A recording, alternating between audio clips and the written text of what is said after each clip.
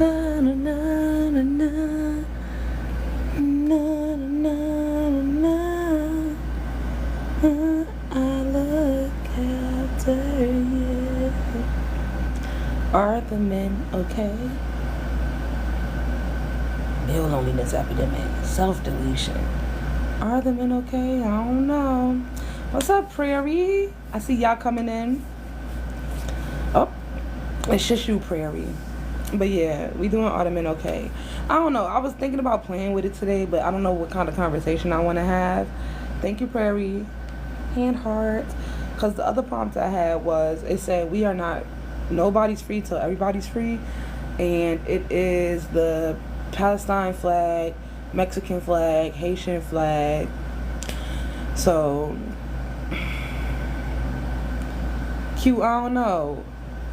Are black women okay? I think we will be.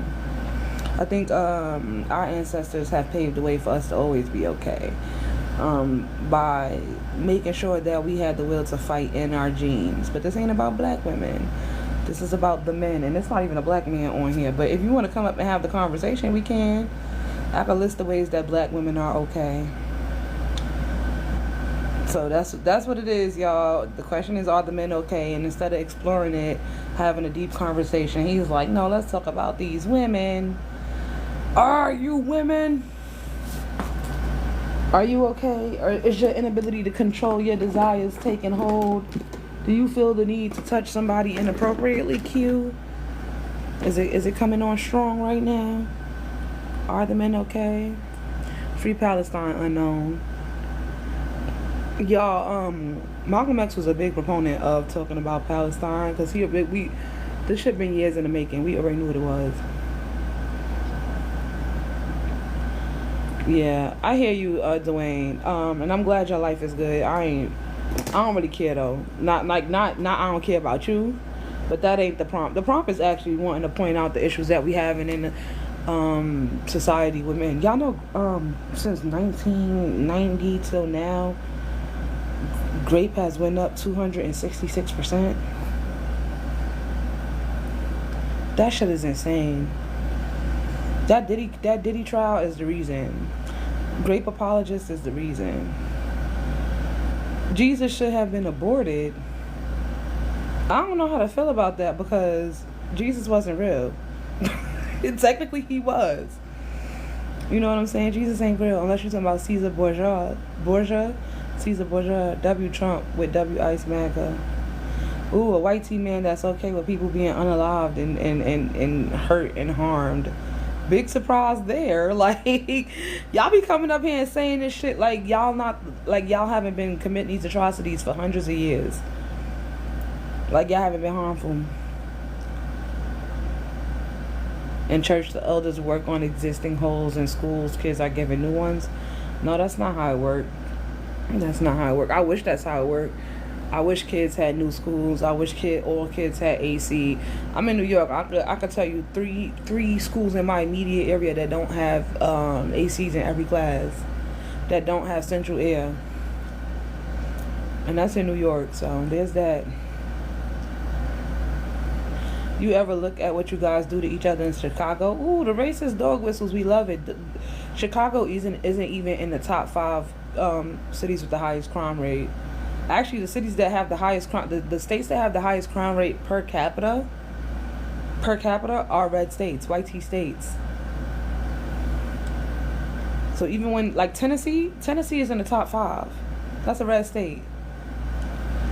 But go ahead and push whatever narrative you want. Y'all, and it's sad because y'all know the facts, but even though y'all know the facts, y'all still keep saying the same things over and over, perpetuating the same stereotypes because you just want to be racist. You just want to be harmful. Are you speaking ghetto or English?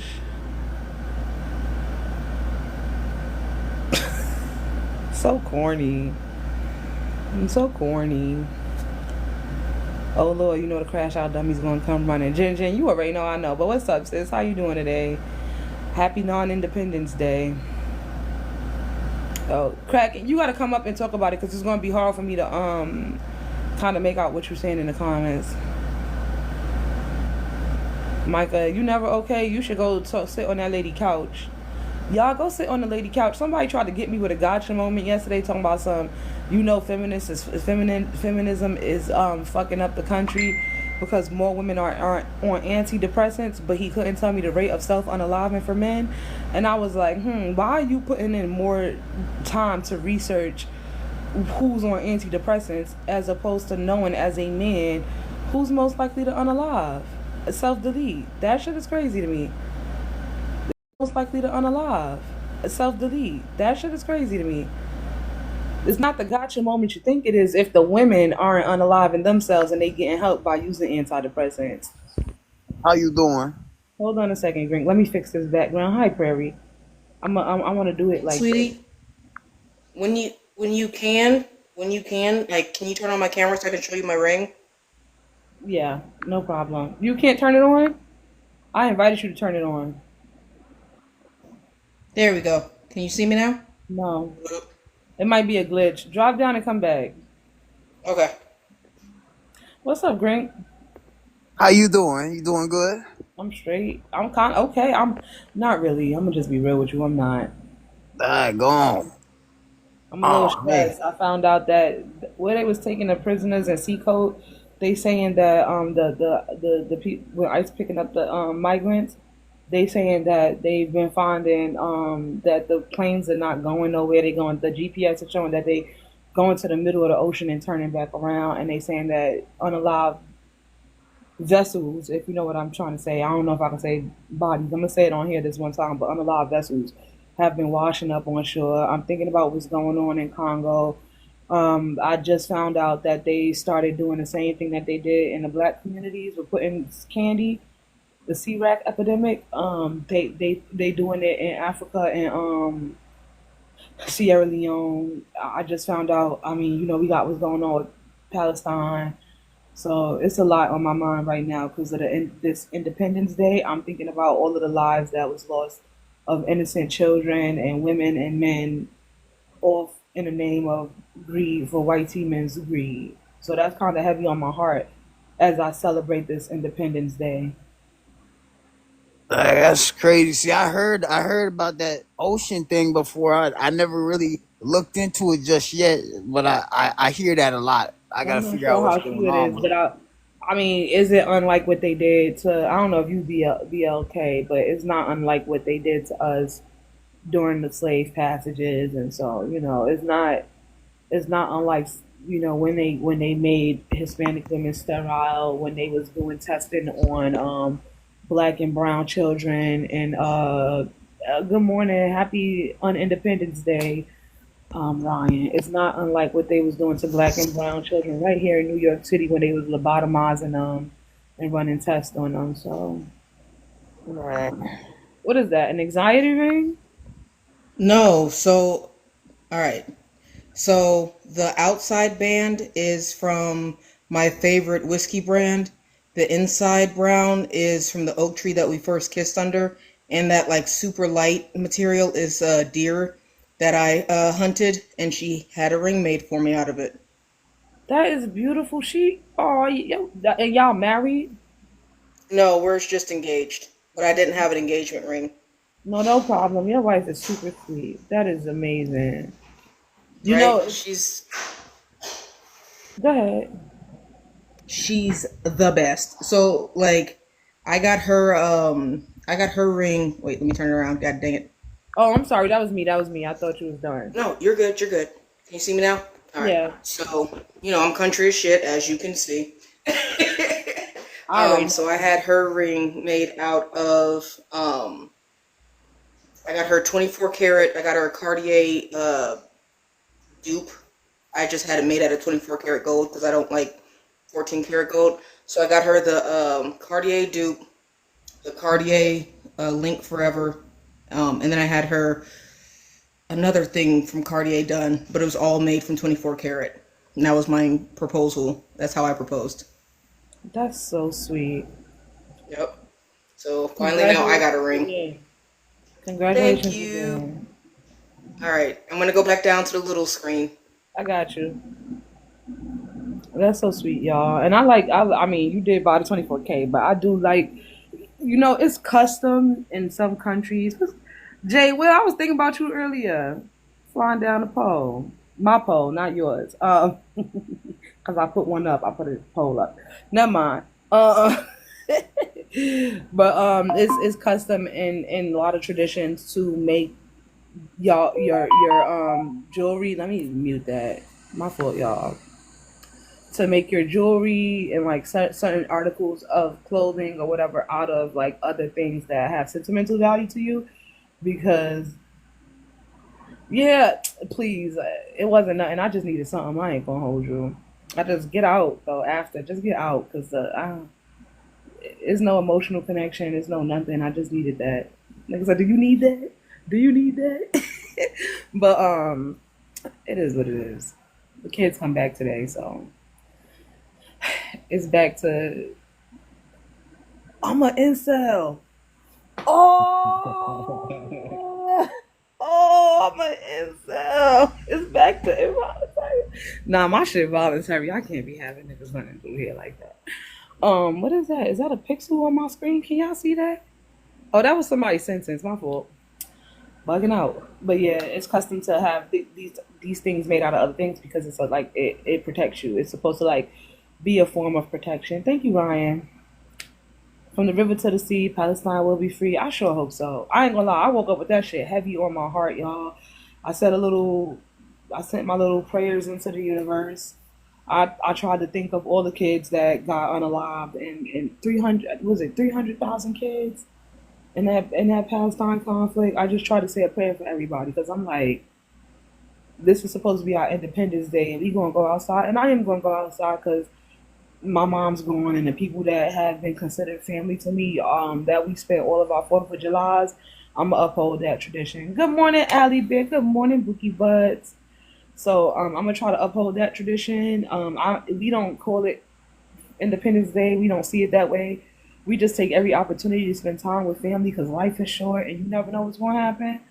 So I'm gonna be outside doing that, but I wanted to hold space for everybody. Again, like I said, the people in the Congo, free the Congo, free Palestine till it's backwards. Um, again, what's going on in Sierra Leone? They are now pushing a synthetic smug that looks like Mary Jane, and it's decimating them. It's decimating them people. So I just wanted to hold space for them this morning. Because the prompt I was going to put was nobody's free till everybody's free. Y'all had said it, but I know some new people in here. Are you not celebrating 4th of July because of it? There is no Independence Day. We talking about a month, a day that was created because of England 13. I mean, America's 13 colonies celebrating their independence from British rule. But the things that came of that, the atrocities, the treaties that we were supposed to create with the indigenous people that we walked back, the land that was stolen, free Congo, free Somalia. I gotta look more into Somalia. I want to hold space for everybody today. I'm gonna do my crying. I'm gonna send more prayers into the universe. And then I'm gonna probably eat some burgers and shit like that. But and at the end, y'all, like I think it's super important that we do like keep this in mind, like moving forward. All while they were slaughtering the indigenous people. Hello, hello. This is like I don't think that you could sit up there and think of some of it and not think of the whole of it. This shit made way for capitalism. This shit made way for all of these atrocities. Consumerism, individualism. All it did was make way for these things. So I don't know. But Greg, you G rank, Greg, what is it? Yeah. What you say? You white tea? I'm black. Oh, because I'll be getting the white tea people, child. What you doing this? Oh yeah. So to the prompt, did you want to respond? Because I know you ain't really get a chance. I mean, I'm good with whatever. We can talk about whatever. I came up for the prompt, but No, you can go ahead. Are the men okay? I think the men are fine, man. Like the After men I that are just not said okay all of is like that. After they're I just like said all of that. yeah, the men that are not okay, they're like I think it's in imbalance, right, with your energy. Because when you busting all the time, man, it's like your energy is thrown off. And I got all this energy inside me, man. And it's like it feels like I'm overflowing right now, man. If that makes sense to you, I don't know. Go do some jumping jacks, nigga. Get that shit off. But yeah, man. Go do some jumping jacks. Yeah, I need to. I was about to hit the workout today, anyways. Hi, Bookie Butts. Hi, Allie Bear. Yeah. Sorry, I don't feel my best today, but I'm here. Is it emotional or is it like physical? Physical. It's that time. Please, because I think this is the only thing that's the shit they don't tell you about being in community with a bunch of women is when y'all sync up, and I think I fucked around and synced up with Shawnee. I've synced with all of you. I'm telling you, at some point or another, right? Mm-hmm. Yep. I came up here to address the prompt. Are the men okay? No, they're not. I think the day and age that we are currently in, I think the men are trying to fight tooth and nail to uphold the systems that they created, but they have to come to terms with the fact that now it's starting to really affect them and not in a good way. And I don't think that they like what they see in the mirror. They don't like what they see on the news. Um, and they don't like that women and children are actively going against the grain, and it's forcing them to either do some self reflection or it's just angering them to continue to push the oppressive nature of these systems. And so, at any rate, I think both in both instances they are not doing fine. They're not doing okay. And until they come to terms with how much it has taken a toll on them mentally, physically, emotionally, um, they're gonna continue to go down this road of not doing okay. I think it was you who had brought up in my live yesterday when we were talking about mental health and how men are the leading people to self delete. Um, I think it's easy to say, oh, well, women are all on the medication and women are the ones that are unhappy and women are doing this and doing that. Well, the stats don't reflect that we are self deleting ourselves. We are trying to find, I guess, routes or roadmaps to. Thank you, Ryan. You're so sweet. Happy July 10th to everybody, by the way.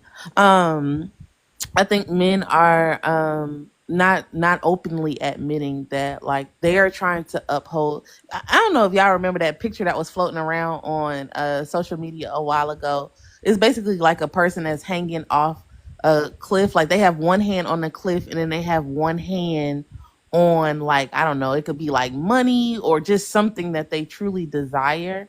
And I think that's where the men are at this point in time. They're trying to hold on to the cliff, damn near four fingers, about to be three, holding on, and then they're holding on to the oppressive systems. And if they would just let go of the oppressive system, they could use that other hand and use that strong masculine energy that they have to pull themselves up and then in turn help other people. We would be in a better place, but they just will not let that bag go. And I think it's doing us all a disservice, but mainly them. And I'll land it there. Can I add to that? Yeah, sure. No problem. I think a big problem is a lot of men were promised a thing, and they were promised a A thing white as very slave. young. Yeah, like they were promised a thing. Like so it's the same of like a lot of guys don't want to be fathers and husbands. They just want to be like they want to have a wife and kids, but they don't want to be fathers and husbands. They don't want the responsibility of that. I think a lot of men were promised things purely by the accident of their birth.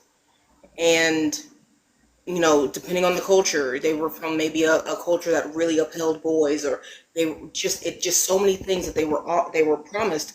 And women our age and maybe a little bit up, I'll say up to about like 56, I've noticed, and the down to 12-year-olds are saying, no, I don't want this.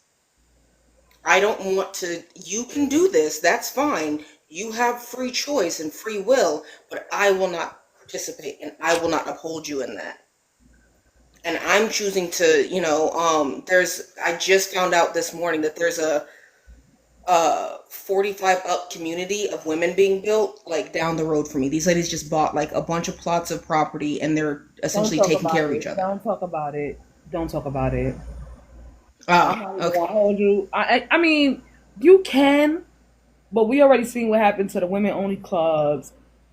Yeah. Like, so you maybe next time you want to have the conversation, present it as an idea, and only for the protection of these women, because y'all know how diabolical these dudes could be. Thank you, Oh, BPG. 100%. 100%. Like Like, I would love to hear it's about it on a back end, on a I back I end, know. only more. I know. But it's like they were promised something and these hello, I think these fellas are like, "Oh man, I'm not getting that and I'm not cool with that. I'm not cool that she won't stay married to me past my like terrible behavior." And what do you want us to do? Just suffer with you for the sake of suffering? Yeah, they don't want to. They don't want to do nothing about the circumstance, and they just want to. I keep saying, y'all, again, they uphold the patriarchy, and it's beneficial to them in the most egregious of ways. It's like I said, black men keep saying they don't benefit from the patriarchy, but that P Diddy, why am I losing my words right now? Cosmic black men, they're not okay. I don't know, but listen, that P Diddy verdict right there, that's proof of how black men benefit from the patriarchy. Because grape is something that just goes unconvicted too many times. Grape kits sit forever. All of these things. There's no real push to get victims justice. BPG, I was just watching your video earlier. I liked it. I shared. I reposted. I favored it. All of that.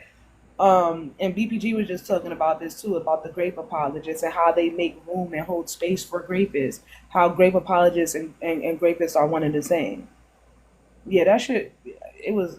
Hey, you already know when y'all be spitting some facts.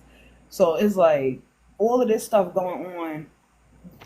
They want to uphold this patriarchy. They don't want to. They don't want to break it down because they get access to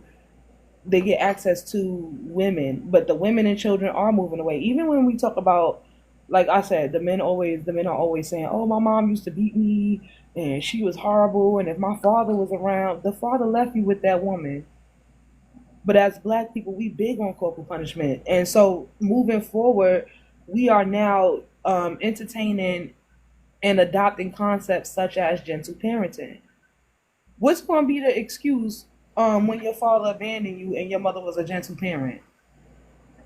Oh no, I've seen it. Some dude, Pub made a video on this shit. The dude said, even though his father threatened to unalive his mother, was physically violent with her and all these things, his mother was the problem for how he treated women because she showed him how to get band-aids but didn't put the band-aid on him. It's diabolical. There's no way around it. There's no way around it. They just gonna, find ways to continue to say the most egregious shit, shift the blame to women while again upholding the patriarchy. Ali, I see you off mute. You want to say something, sister friend? Yeah, I think us having these conversations also when we're unpacking like the childhood trauma and that sort of thing, I think it's easier to shift the blame to the mom because it's like, they locked in on that choose better shit, even toward their own mom. And I think that because dad wasn't around, it's easier to be like, oh, well, I don't know this person. I didn't get to know who he was. I'm only going off of hearsay, or maybe I did know him but I didn't get to know him in the capacity that my mom was able to show me. And from what I know about my mom, she's sweet, she's kind, she's smart, like she's intelligent. Why would she set herself up to be with a man like my dad? It's easier to like pass along judgment to somebody who actually took the time for you to get to know. And then of course that person's also teaching you skills and lessons too. And I think that they grow up thinking, well, you showed me the way to be, you know, an adult. If you had all this knowledge and skill, how come you couldn't use those same brain cells to find a better partner instead of honing in on the fact that that man was just a terrible person? He was just a terrible person and he didn't care about you. And if you could just sit with that long enough and take in the fact that you're disappointed, you're angry, it makes you anxious. You might even have some depression because it stems from like, you know, being um what is the word? Like he left you alone, like he alienated himself from you. You will be able to come to terms with the fact that okay, I'm not okay because why didn't my father want me? Why didn't he want to be around me? Separate from like what your mom did, what choices she made, whatever the case may be. So I just wanted to add that into what you just said. I I see mean, that somebody. yeah, and I think that's a perfect point to come to, right? Because it's like you said, they're saying choose better. I'm sorry, y'all. My mind be all over the place because I'm thinking choose better, grape apologist, one and the same. The same person that would tell you choose better is the same person that would be a grape apologist because it's the same mindset of put the blame on a woman as opposed to holding the man accountable. Let's circle back. And I'm telling myself circle back because I'll keep going down that line of thought and vanity be saying close them loops. So let's close the loop. And to your point, Ali, Dad was a terrible person, and we had a man in the comments say, "Oh, he just wanted to smash." So now that you were once a boy who's grown into a man, and you see how we live in this patriarchal system that conditions young boys to only see women as objects. Instead of you saying, "Well, let me not be the man that my father was, who would only use women to want to smash," you decide to side with this man, because like Ali said, yeah, he was a terrible man and he just wanted to smash. He didn't want you, but your mother did. But you got more smoke for your mother than the man that didn't want you, because you know as a man the kind of tactics that y'all deploy to get a woman to that point. Y'all are the one, you know how to love bomb. You know how to lie. You know how to manipulate. So now you know exactly the kind of man your father is. And you said to yourself, you said, that's the kind of man my father is. That's the kind of man I want to be. Because it's much easier for me to be the kind of man that will perpetuate these actions against a woman as opposed to genuinely loving a woman, genuinely wanting to show up for your children. Y'all are not conditioned to be husbands. Y'all are not conditioned to be fathers, but y'all shame the women for being conditioned to be mothers. And especially for y'all fucking Bible thumpers. If it said that our job is to be fruitful and multiply and your job is to protect and provide, we're doing the fruitful multiplication thing. Why didn't you as a man uphold your end of the bargain of provision and protection? He's an ain't shit man. Choose better is saying that man ain't shit. It's just an acknowledgement that he not shit. It's conceding to the fact that men ain't shit. So you should have chose a better man. But think about it. If men ain't shit, what is there to choose from? That being said, we gonna go to Young. I love that you telling us you about to be immature. What's up, Young?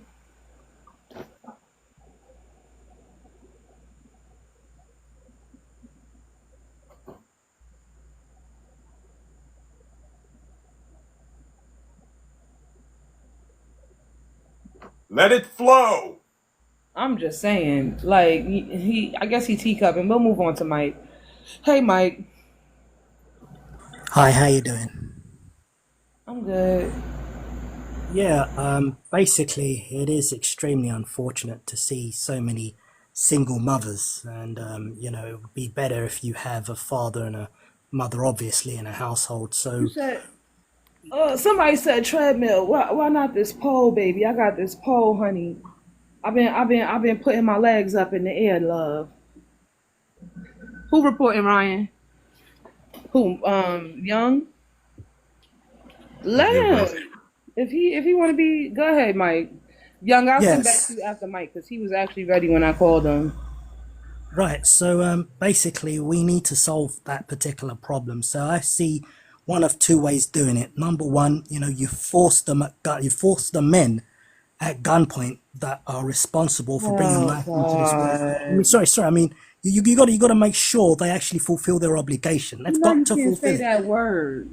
Sorry, Can you not sorry. My say the apologies. My GUN apologies. word, sir? You have to say pew pew. Pew pew. My apologies. Please forgive me. I didn't want to You endanger your already life. on strike one. Don't say it again or you got to get dropped. So be Okay, careful. I'll be careful. So basically, you just have to force them at pew pew point to forcibly look after their kids. That's number one. And in the future, of course, we just have to improve the vetting procedure all round to ensure Not choose that. better. I mean, it's not choose better. It's like because obviously, I mean, Hold these are on. the All kind of right, Mike. So people. I'm gonna give you some facts, okay? I'm gonna give you some facts. So let's stick to the vetting better, right? The vetting better. Right. Before I give you the facts, I'm gonna ask you a question. What percentage of men do you think are capable of staying around to raise their children? I'd say at least at the minimum 50%, in my opinion.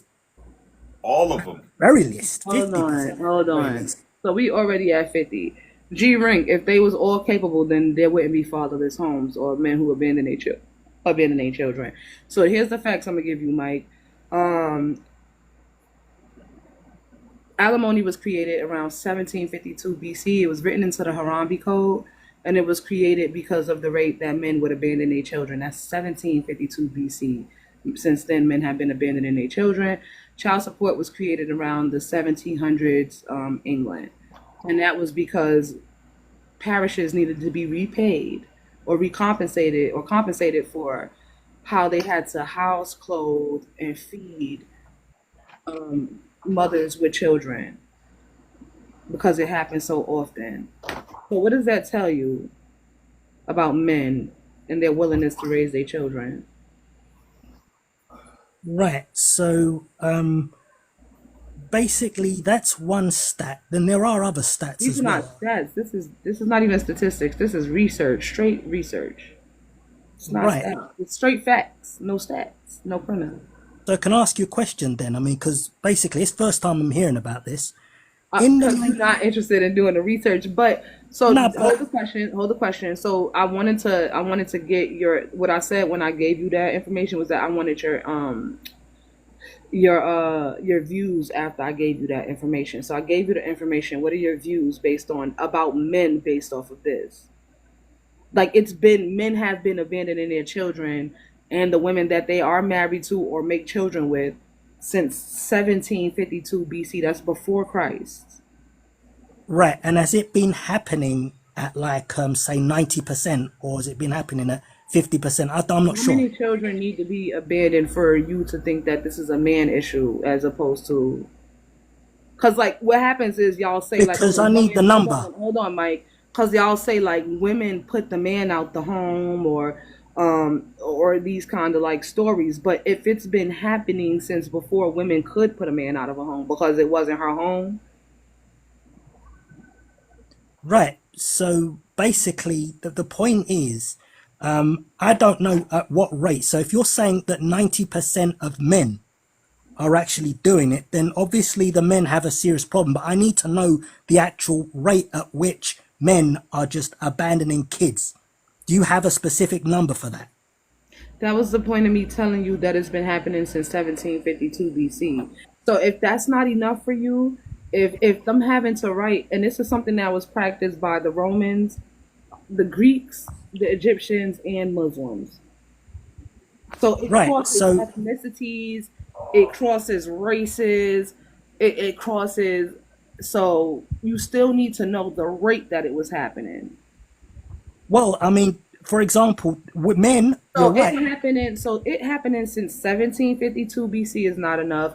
It happening across different religious backgrounds, different races, different ethnicities.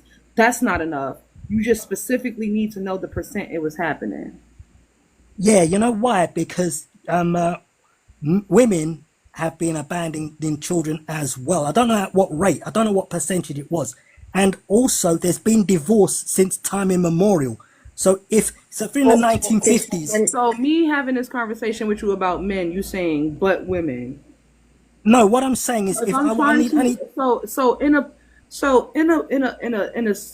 in this instance where we could identify that there is a problem with men abandoning their children because of how long it's been happening and who it's been happening to. And the ultimate goal would be to problem solve, right?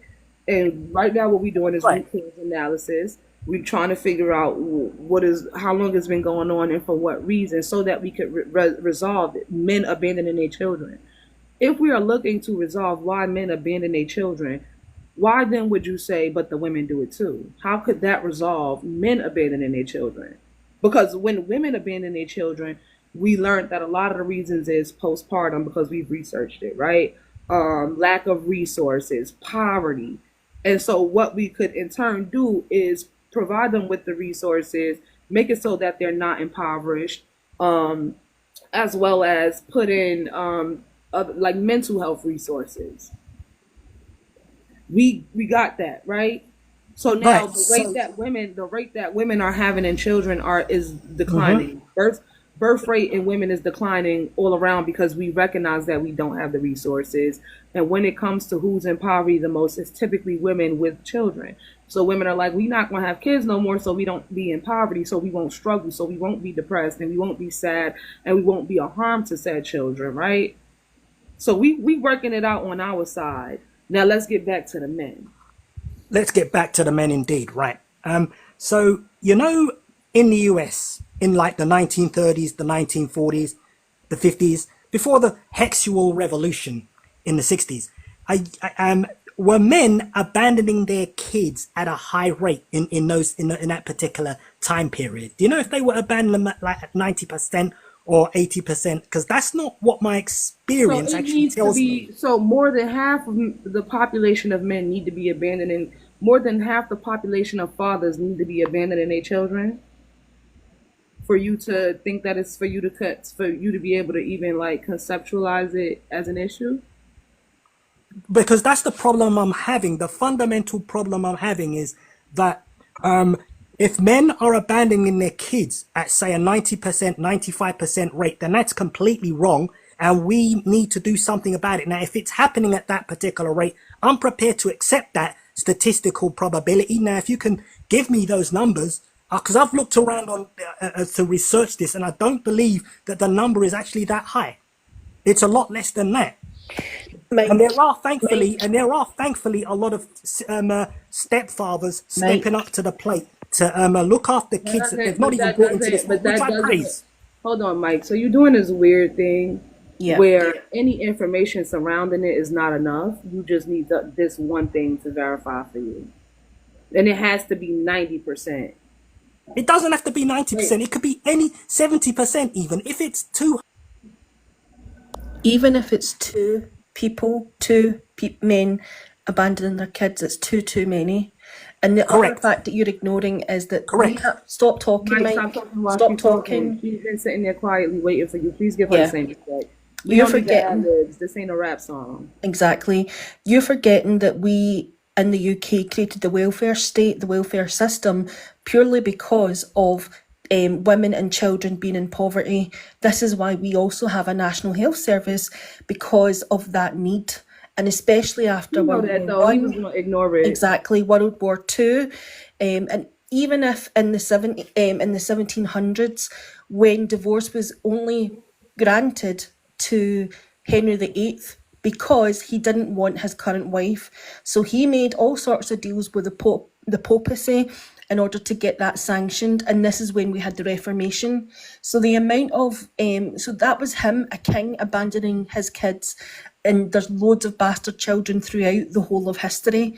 So the children have all been abandoned by fathers, and their mothers have been left destitute, often having to give their children up to the workhouse or different places in order to have, in order for the child to survive.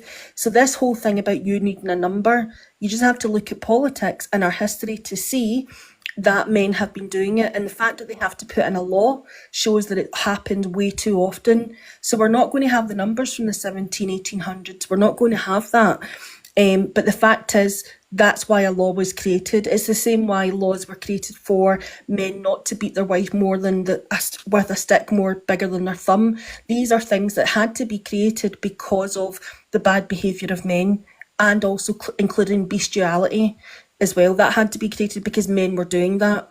It doesn't matter whether it's 1 or 1,000, it's still enough that a law had to be passed, and that's what you're ignoring. So you don't have the stats of that, because a lot of women had to kind of like marry somebody quickly, you know, somebody that was willing to marry them even if they were pregnant and stuff, purely because they were going to be shunned. So there's loads of things like that in society at play that you're trying to ignore simply because you don't have a number. But the fact that these things have had to be put in law means that men have done it too often, and that's why it's come up. So I think you're kind of onto plums when you're talking about, well, what's the numbers of this? And I know about the 1930s. Well, no, you don't, because you weren't there. I don't know anything about the 1930s. I never said I knew. You said earlier, I know about in my experience, and you said it in my experience, and we in the comments laughed because it might have been a slip of the tongue, but you said in my experience from the 1930s up to the 1950s, before the sexual revolution. So it's just basically based on your observation, perhaps, not based on any stats or data, because you don't have any, and you've ignored history entirely.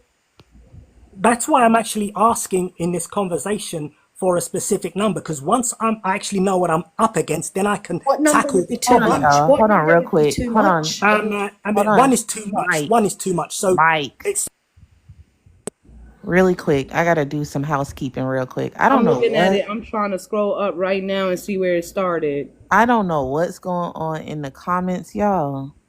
But unless you're a mod, please do not add anybody in the comments. If somebody is saying something problematic, there are a few mods in here. Myself, Jay Will is actively in the comments. Cha-Cha's here. Prairie's here. Like, we have a few people in here. Please do not address other people unless y'all just want to go back and forth with folks. But if somebody's doing something problematic, please Ryan's here, Sarah's here. Thank y'all. Plenty of mods are here. If somebody is saying something problematic, i.e. T-phobia, H-phobia, let one of us know and let one of us handle it. Oh, hold on a second. I see the issue. Hold on. So, Bebo's first comment is, okay, so he bringing up women in a topic about XYs. And the person, XYs, the alphabets. And the person responded, so T people don't exist? And Bebo just said, girl, what the fuck you on? Don't start. I'm just watching it come out.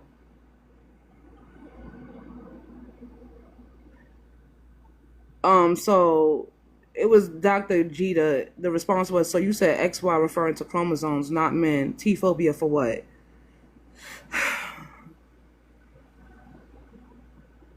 So I see where it started. Just because Bebo was pointing out that Mike referred to women when we was talking about men, and somebody was like, the terms XY is T-phobic.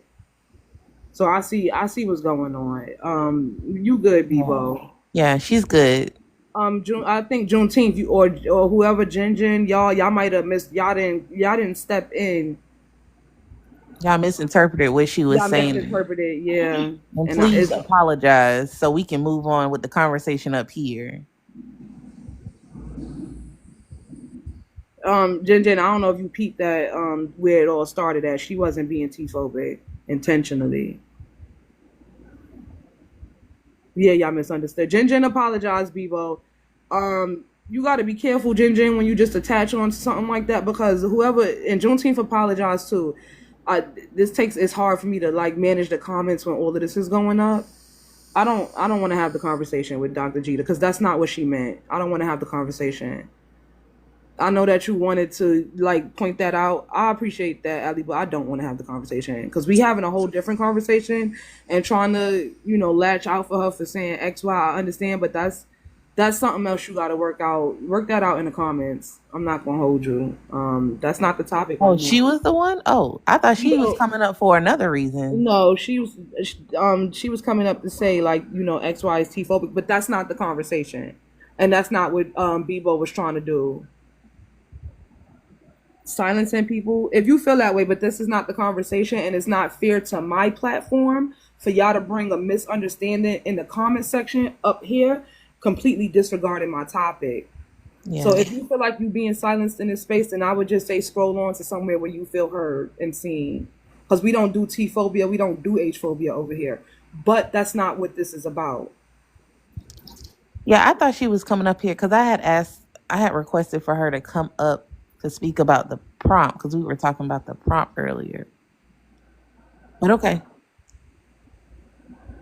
no worries. All right, Mike, we back on your ass. Go ahead.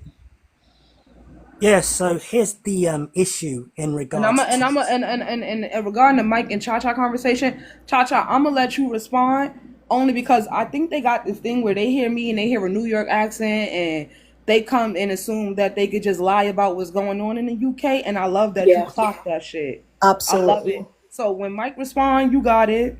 I didn't lie about the UK. You didn't recognise where divorce came from. You didn't recognise that our welfare state was based on a lot of the poverty that women and children were facing, including the NHS. That's where it came from. That's why it was created, because of those things.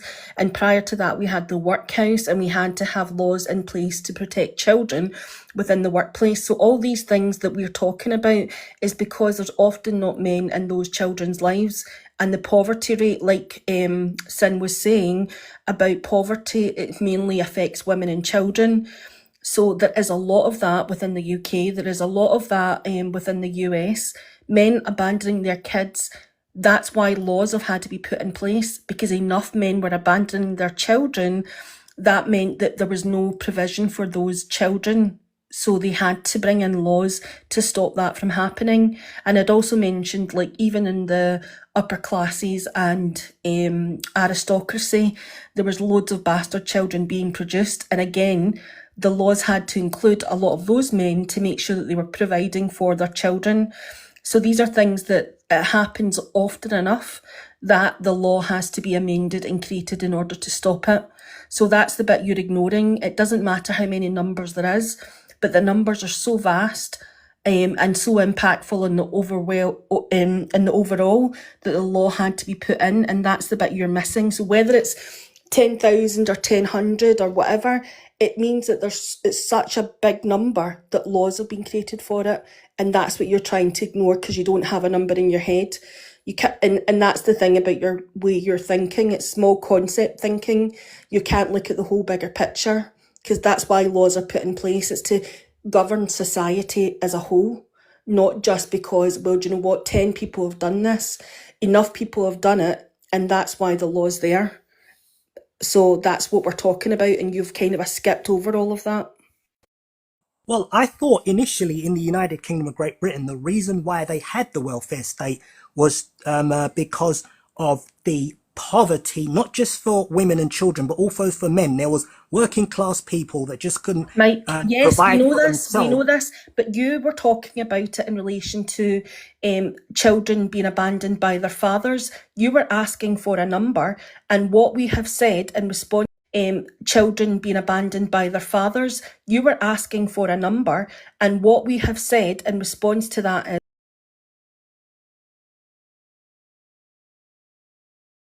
time, but it was such a big societal problem that back in the 1700s they created laws in order to make sure that fathers paid for their children. So that's what we're talking about, and that was hundreds of years before the welfare state. So that's what, 400 or 500 years before what we have now. So that was then, and that's the point we're making, is that men have been doing this such a long time that it had to be implemented into law and into our society. And that's the bit you're ignoring or not understanding. And it sounds like you're not understanding that. Right. So basically, in the 21st century, in 2025, currently, I believe the divorce rate is at 56%. So, or is it around 52%? Around about that. So you saying that the rest of the people that are married, that are still married, the men are abandoning kids? There is a lot of Is that what child is going on? abandonment. There's a lot of child abandonment. You're also ignoring that 1 in 4 women are Even in marriage? experiencing. Yep, even in marriage. Often what happens is men will go on to, and that new family will be the priority because they no longer have access to the women before. So even when people have been married and then they remarry or whatever else, there's still men who won't actively take part in their child's upbringing. And our child support system is so far behind the US. So not every parent is actually on child support, and not every parent is actually financially contributing to their children. A lot of them have abandoned their kids. And women have just been so fed up that they're not chasing those men for the money back. So again, there's loads of women that's happened to and continues to happen to, but you don't see it because you're not looking for that. You're giving men the benefit of the doubt, and that's your male privilege.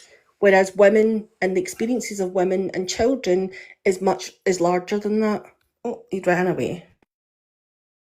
No, I dropped him. I'm sorry, y'all had to call my sister because they get the kids. But yeah, they paid to drop you, Mike. If you want to come back, you got to send something more than the 10 hand hearts. They said you boring and they don't want to hear that. So if you want to come up, just drop more than 10 hand hearts, a galaxy, or more than a galaxy, or whatever. Yeah, you can finish your statement though, Cha Cha. I ain't gonna hold you. I don't blame them. These are like easy concepts. That's the thing, like, these men are not okay, and they're not okay in the UK either. They ignore the facts and they ignore the stats. They don't see what's obviously around them. So that guy might be a decent person, or he thinks he's a decent person, and so everybody he knows. But again, it's the male privilege that a lot of the men have. They don't see it, so it doesn't exist. But they're not willing to listen to women and femme-presenting people or to the people that affects, because they would rather have their ego stroked than actually hold other men accountable. Alan. You don't have to pay to speak. You could just come up. But if they think that what you're saying is icky yucky, then that's what it's going to be. Okay, so we got some new people up in here. It's going to be Dana, Yellow, and then Antonio. Go ahead, Dana. Hello, Never Sin. How are you doing this morning? I'm good. Ready to benefit the patriarchal system by eating some steaks. I don't know what that means, but okay. Good morning, panel. How's everybody doing? I hope everybody's having a great morning. Let me just give my quick feedback. I'm a boring person, so I've been sitting here listening to this, and I see that this prompt is built for understanding, and hopefully I can give some. So, are men okay? I think that a lot of us, like to laugh about it, but honestly, I do not feel like a lot of men are okay. It's not always an obvious situation, but what I see, especially in what I do for work, is that a lot of men are carrying this quiet pressure to provide, to protect, to kind of be strong, and no one's really teaching them how to do that in a sustainable way. So when life hits them, it could be through a job loss, some type of health issue, relationship breakdowns. Uh, some men really don't always have the tools or the support they need to handle something like that. So, uh, when you shift that to why are men leaving their kids, uh, I think some men walk away from that situation because they feel like they've already failed, like they can't really provide financially, and they don't deserve to be present emotionally in that child, right? That doesn't make it okay though, but it does mean that we need to have more conversations about the systems and the silences that lead to these choices, like what you're doing this morning. That's why me personally, I'm passionate about education of men. When it comes to how to protect themselves, their income, how to be financially clear, things of that nature, and just understanding that, because that is a big problem. And when men have a plan and they know, what their family is, that their family is protected and that they got everything covered, it changes how we actually show up. Is because it's not just about money. It's about peace of mind. It's about our legacy. So just in closing, yeah, men are definitely, struggling, to answer your question, but we are out here trying.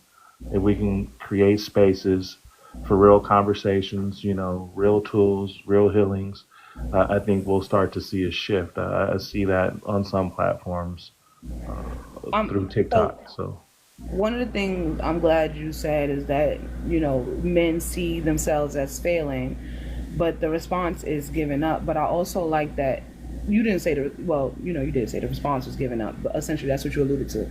But and then you said like we have to address these systems, and what that makes me think of. Okay, so yeah, there's a lot of pressure for you to protect and provide for for a family unit. But then if we start to have these conversations and unpack ideologies like the nuclear family dynamic and how it doesn't work because it's isolating and it's not sustainable. When we have these conversations, then we can make way, right? Because we think about the family dynamic, that's something that's relatively new. People were multi-generational. Well, people work better, children have better outcome in a multi-generational family unit, right? It doesn't have to be the nuclear family unit because by definition, or as Francella said, the note the note of definition, nah. But by definition, nuclear family is mother, father, children. It doesn't include aunts. It doesn't include grandmothers. It doesn't. So when they start to have these, like when we start to put these pressures on men to be able to provide, we also understand that we live in a capitalist society that has a shit economy. So a man could, because the patriarchy conditions men to believe that masculinity or being a man is based off of your the ability to provide financially.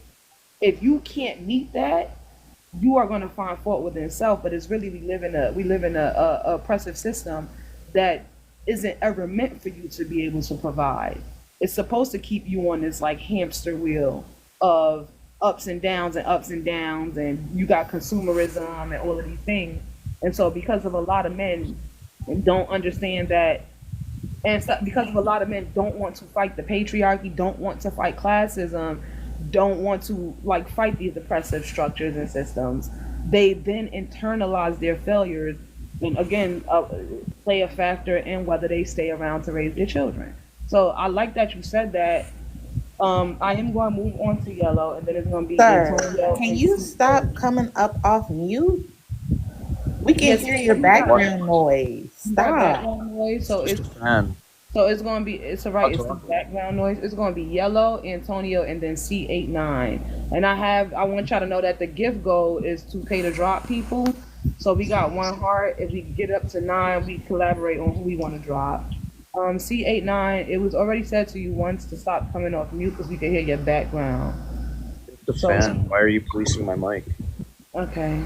Yellow, it's on you. I policed his box. Okay. So the question of the day is: are the men Wait, okay? yellow, you can't do that. It's pay to drop. All right. And once they I'll send you drop, the they won't be cash app. coming back. I'll send you the cash app. That's fine. Go ahead, All yellow. right. And I only did that because he kept coming off of the mic and I couldn't even hear anything. No, I'm sorry. But Yeah.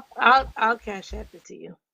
On January 29th, 2024, Elmo came to Twitter to ask this very same question. And If y'all are okay, I'd like to read to you guys some of the answers that Elmo got when Elmo came onto Twitter and said, Elmo is just checking in. How is Please, everybody? Elmo received from these men, and these will be the men responses. Every morning, I cannot wait to go back to sleep. Every Monday, I cannot wait for Friday to come. Every single day and every single week for life. Another response to Elmo. My wife left me. The daughters don't respect me. My job is a joke. Any more questions, Elmo? Jesus, man. Another man responds to Elmo. Suffering. That's it. Another one responds to Elmo. Elmo, I'm suffering from existential dread over here. Another man responds to Elmo. I'm not going to do this to you, Elmo. I'm going to hold it in and let you keep your peace. How is Zoe, anyway? Another man responds to Elmo. People have lost all hope in a dystopian nightmare that was once called America. We're told not to trust our eyes and to believe the science unless the science has to do with gender. Then we're on the edge of a civil war, a world war, a cultural war, and in the absence of God. And it goes on and on and on. Another man responds to Elmo, Elmo, I'm depressed and broke. Another one, Stephen, he responds to Elmo, the world is burning around us, Elmo. Another one, which one was my favorite, it says, it's been a tough time since we left the streets and entered the workforce, Elmo. There's like, I don't even know, there's like 19,000 comments under Elmo. This was on January 29th, 2024. Elmo came to Twitter and asked everybody how they were doing. Most of the men's answers looked like those, and the women's answers were like, dang, Elmo, look away, right? Like, Elmo, don't look. Elmo, don't look. trying to protect Elmo, not the real protectors and providers. Right. The women were like, look away, Elmo. And so I know that it's strange to go to Elmo from Sesame Street's Twitter post from January 2024, but I think it really is what's going on. I think the most of the men, no, we GAF for Elmo. Right? We GAF for Elmo. We were trying to protect Elmo. But I really do think that a lot of the things that were in some of those tweets is how men are feeling right now. Like, they've even given up, they're depressed, they're in the rat race, they're not enjoying life, they're not happy. And that's for them to deal with. I don't know what to say about it. You know what I mean? They got to go get their own help. Ain't shit that women could do for it. And I really don't know why they look to women or Elmo to fix it. What I do know about that is that it makes things very dangerous for people, and I'm really happy that Elmo is in a safe place. But it makes it very dangerous for women and children, and I'm glad that Elmo's in a safe place. That's all. I'm gonna land right there. Trigger warning, and I'm gonna give y'all 5 seconds to turn y'all mic down or turn your screen off or whatever, right? Go ahead and mute Derrick because I already invited him up and he not coming up. Y'all know how this go. If you could yap, you could come up. A man just went to a school and started asking. He went to a daycare and started asking little babies, and he also had a butterfly knife and poked. He unalived 4 and injured 5. The men are not okay. The men are not okay. They are desensitized. They are lacking empathy. All of these things, and it's like when they say, "Oh, well, the women don't care, and the women don't have these same worries." Again, 80% of women work. Most households in this country are funded by women. Women are the breadwinners for a lot of the households in these countries, and so the same things that men are experiencing, being overwhelmed, we're experiencing those things too. We're living in the same society under the same structures, except whereas y'all we experience misogyny. Y'all are self-deleting, and then y'all complaining that we on antidepressants. The antidepressants must be working. The ADHD medicine must be helping us get our tasks done. And then we'll cry about it in a tub later. Sit on that lady couch. Y'all punching kids. Y'all punching walls. Y'all are starting WARSs, all in the name of power. Y'all knocking women's heads between a dresser and a drywall instead of processing your emotions because y'all more logical. But may I remind you, you need logic to process emotions. Go ahead, Antonio. I want to say the man's not okay. When you were talking to that Mike guy, whatever his name was earlier, I would agree with what you were saying. He was all wrong. I was going to say this. A lot of men problem is they doesn't want to be held accountable. They not educating themselves. Somebody said something about, the father walking out on the kid's life, not being ready for a child. Nobody's ready when a baby comes, whether it's a mother or a father. It's just you got to educate yourself. Men are saying there's a resources for women when they have kids and not resources for men, which is not true. There's resources for everybody. Nobody's just, most men does not want to take up on themselves and look into that, resources that help them in life. You can't, just because you feel like a failure, you cannot just give up immediately. I've been in a situation myself where, being a father myself, being homeless and everything, and I never give up because it's not in my vocabulary. It's just something I can't do. Like in man nature, we supposed to be survivors. We supposed to be leaders. People are looking up to us. But with the pressure, it's more on women because I say that a lot of women does hold themselves accountable on a bad relationship. When they get kids out of it, they don't just pick up and leave, but men do. But at the same time, when women, when it comes to emotional and stress, it's a lot for them because they don't have no help. So men are saying that, women don't go through what we go through. I feel like women go through a whole lot more. Not only, raising a kid, they got to carry the baby for 9 months, and your pregnancy ain't always going to be a healthy thing. So men don't understand that, yeah, we go through things, but they got to understand from a woman's perspective, always going to be a healthy thing. So men don't understand that, yeah, we go through things, but they got to understand from a woman's perspective.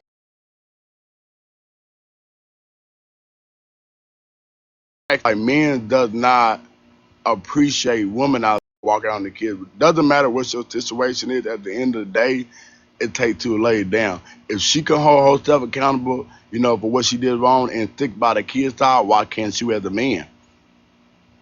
If you can't call yourself a man, if you decided to walk on the kid, regardless of what your excuses, ain't no excuse in this world. You know what you did, you laid down, you didn't pull out, you didn't scrap up, or whatever the case might be, what happened, at the end of the day, hold yourself accountable. These kids don't have to be in this world, and I can't stand when people try to say, I'm not obligated. Nah, if you ain't obligated, then she ain't obligated. But like, when a man give up the kids and a woman give up the kids, it's a different reason. When men do it, it's a bad reason to where I ain't about to be there for the kids. I ain't got no money. I ain't trying to be no daddy. I don't want no kid. Women, they don't do it out of hate. They do it out of love. Like, they look at a child. I'm just going to name a child randomly. I'm going to say Kiki. Hey, Kiki, daddy's not here. I love you. I want the best life for you. I don't know how to do it. So most of them give up for adoption. They not just throwing the kids away in the trash can or anything like that. They figuring out a best way to give that kid a better life that that mother cannot give that child. That's all I wanted to say. And thank you. Okay, Derrick. Y'all leave his camera on. Yeah, okay, I don't know who it is, but one of your mom. I'm not flipping my camera on and off. Someone just keeps turning it on and off. I don't know what to tell you. Turn it back on. They not gonna do it again. I don't know. I think I made somebody Mods upset. mods do not have the capability to turn your It camera says a on. moderator Oh, they cut it do. They off. Sir, It do. says They a do. moderator cut Yellow, it yellow. off. They do. Yellow. They do. you can turn it off, but you can't turn it on. I'm letting No, they you was know. turning It it says a off. moderator cut it Hold off. You think I'm on, on here? Derrick. I got you. Hold on. Y'all stop turning his camera off. I'm not gonna ask you again. I am going to demod you if you turn it off. Let him turn his camera on. Go ahead, Derrick.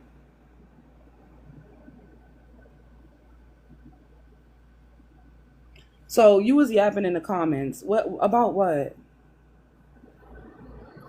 All I said was someone was yapping because they was reading a book. That's all I said, and it upset people. That's all I did.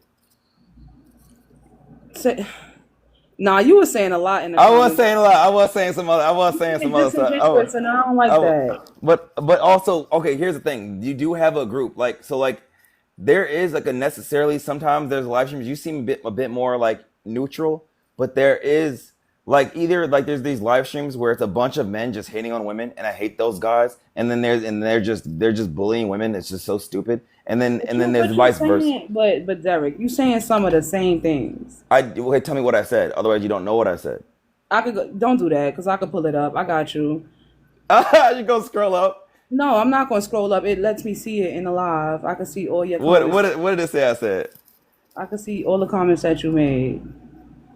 Cause I know one thing that you said for certain was like, women don't care about men cheating on them unless they. Oh, Yeah, oh let yeah, me that's finish. Let me finish. You okay. said Okay, women don't care about men cheating on them if the man has money.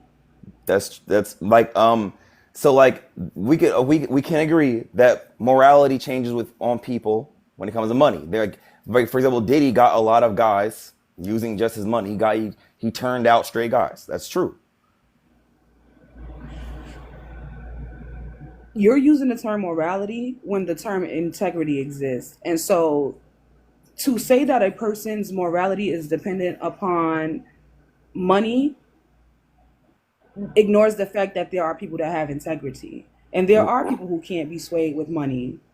Yeah. So then I think earlier then I changed it And I to would venture to say that there are more people that have integrity as opposed to those who don't. I But think if that you're, if you're going to talk about in the context of the Diddy case, R. Kelly, Bill Cosby, all of these people that helped them, it means that those people lacked integrity in the first place. They already had piss poor morality in the first place. yeah, facts. So like So it's not if money so could change your Derek, morality, then but that's that low means integrity. that the money is not changing. Don't mute him either, y'all.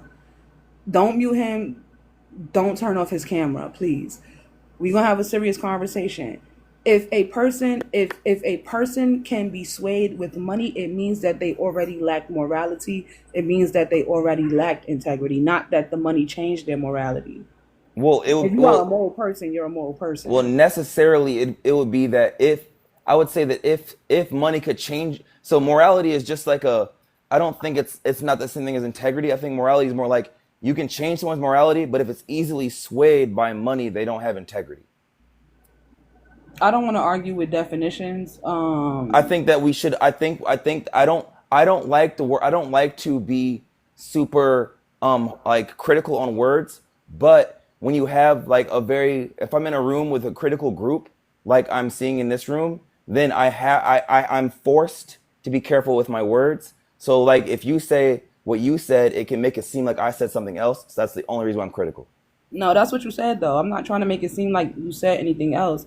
I'm just here to give you my perspective, right? So when you look up the term morality, it means principles concerning the distinction between right and wrong or good and bad behavior. So these people already know the difference between right and wrong. It is determining whether they will make the choice to do the bad or they will do the good. So morality isn't just you can sway their morality. There is people who have a good sense of morality and people who have a bad sense of morality. And so if money can sway your morality, which I don't think it is, it means that you already didn't have good morality, a good sense of morality. You did already didn't have integrity. Well, that's fair. That's fair. That's fair. As I said, right, like my claim really wasn't about like if it's good or bad morality or integrity. Just the thing about it, it's I would say that sometimes you can in our current economic state, we're able people with money are able to take advantage of people that are in financial hardships. We have a system that was created to do so. So we exist in a patriarchy. There's a lot of classism, there's racism. These systems of oppression, they keep people in this place where they could never rise above the ranks. So we have something called a meritocracy, and this is a view that you could make it out. But the reality is that the system is not intended for people to make it out. But what will happen is they'll let a few people make it out. That's when you got the P. Diddy's. That's when you got the Jay-Z's. And the sole purpose of that is so that they can lead you to believe that we live in a meritocracy. That's the whole pull yourself up by your bootstraps. people can't really pull themselves up by their bootstraps. Mm-hmm. You see what I'm saying? Yeah, and that's definitely yeah. So I have no argument with that. That's definitely like the system is not really out. I don't think the word would be corrupted, but it's not really made for you to kind of escape or build out of it or kind of transcend from that position. That's definitely true. And so now that I got you here paying attention instead of yapping in the comments talking all that bullshit you was talking. I was still right. No, you wasn't. Wait, hold on. Wait. Hold on. Let's go back. Hold on. I said that people are able to take advantage of people in economic hardships and they can make them change in their morality. You I'm not said saying women that will allow men to cheat if they got money. they definitely okay. Let's say Jeff about this. Bezos Okay, is one of the richest men on okay, earth. and then His wife left him for cheating. I'm not gonna. Who did? Jeff Bezos. That he's lame. That's his problem. That don't change the fact that you made a claim that women will allow you to cheat if you got money. He's the richest man, and he cheated, and that woman left. Yeah, that was just an opinion, but I wouldn't say it's I would not sit here and say that it's held down by facts. You stated it as a fact. I see. I mean, here for clarification, it's my opinion that I believe that a majority of people will abandon their morality if you have enough money, and I really believe that. Like you gotta think like people on your morality, you don't have good morality. You don't have integrity. If money can make you do something, you don't have integrity. So you never had good morality. If you could change on your morality, right? That I could say that's bad morality. We can agree there. Two things can be true. You can change on your morality, but it can be a bad morality. What I'm saying is that people can I would say that it's bad morality to take money and change on your moralities. Who initiates the most divorces? Women, right? Isn't that the case, right? 70% of divorces are initiated by women. 80% when they're college educated. What is the number one reason why they initiate divorce? Isn't it because of what's it called? Irreconcilable differences or cheating? Oh, it might be cheating. Because I know there's a couple. There's like 4 of them, right? Let's walk this back. Let's see how you think, right? Let's see. You made the claim that most women will allow you to cheat if you have money. Women are initiating divorces regardless of men having money. The number one reason being the cheating. Your claim was that they stay when you cheat if you got money. We know that cheating is the number one reason why women leave. So now this is just a straight fact. Are you gonna? I mean, so if you give me one instance, do you think I should change on the whole thing, or should there's not. I don't think that we have like a 80% is a high number. 70% is a high number. Yeah, but but that's not like based on I believe people in certain economic or certain tax brackets. So like I think that what you're talking about is true, but it is including everyone. I think that this tax bracket gets very it changes drastically when it's like in the top 10 or probably like the top 1%. I would at least say. Cha-Cha had her hands up in the comments. Hi, Cha-Cha. Hi everybody. Derrick, you said that the money changes morality, and I think you're kind of tarnishing everybody with what you would do, not what most people would do. And I think that's often the thinking that men do, is that they find this sexual, so women will find this sexual. They find that disgusting, so women will find that disgusting. And men often overestimate their intelligence, their attractiveness, and how much people want to be around them.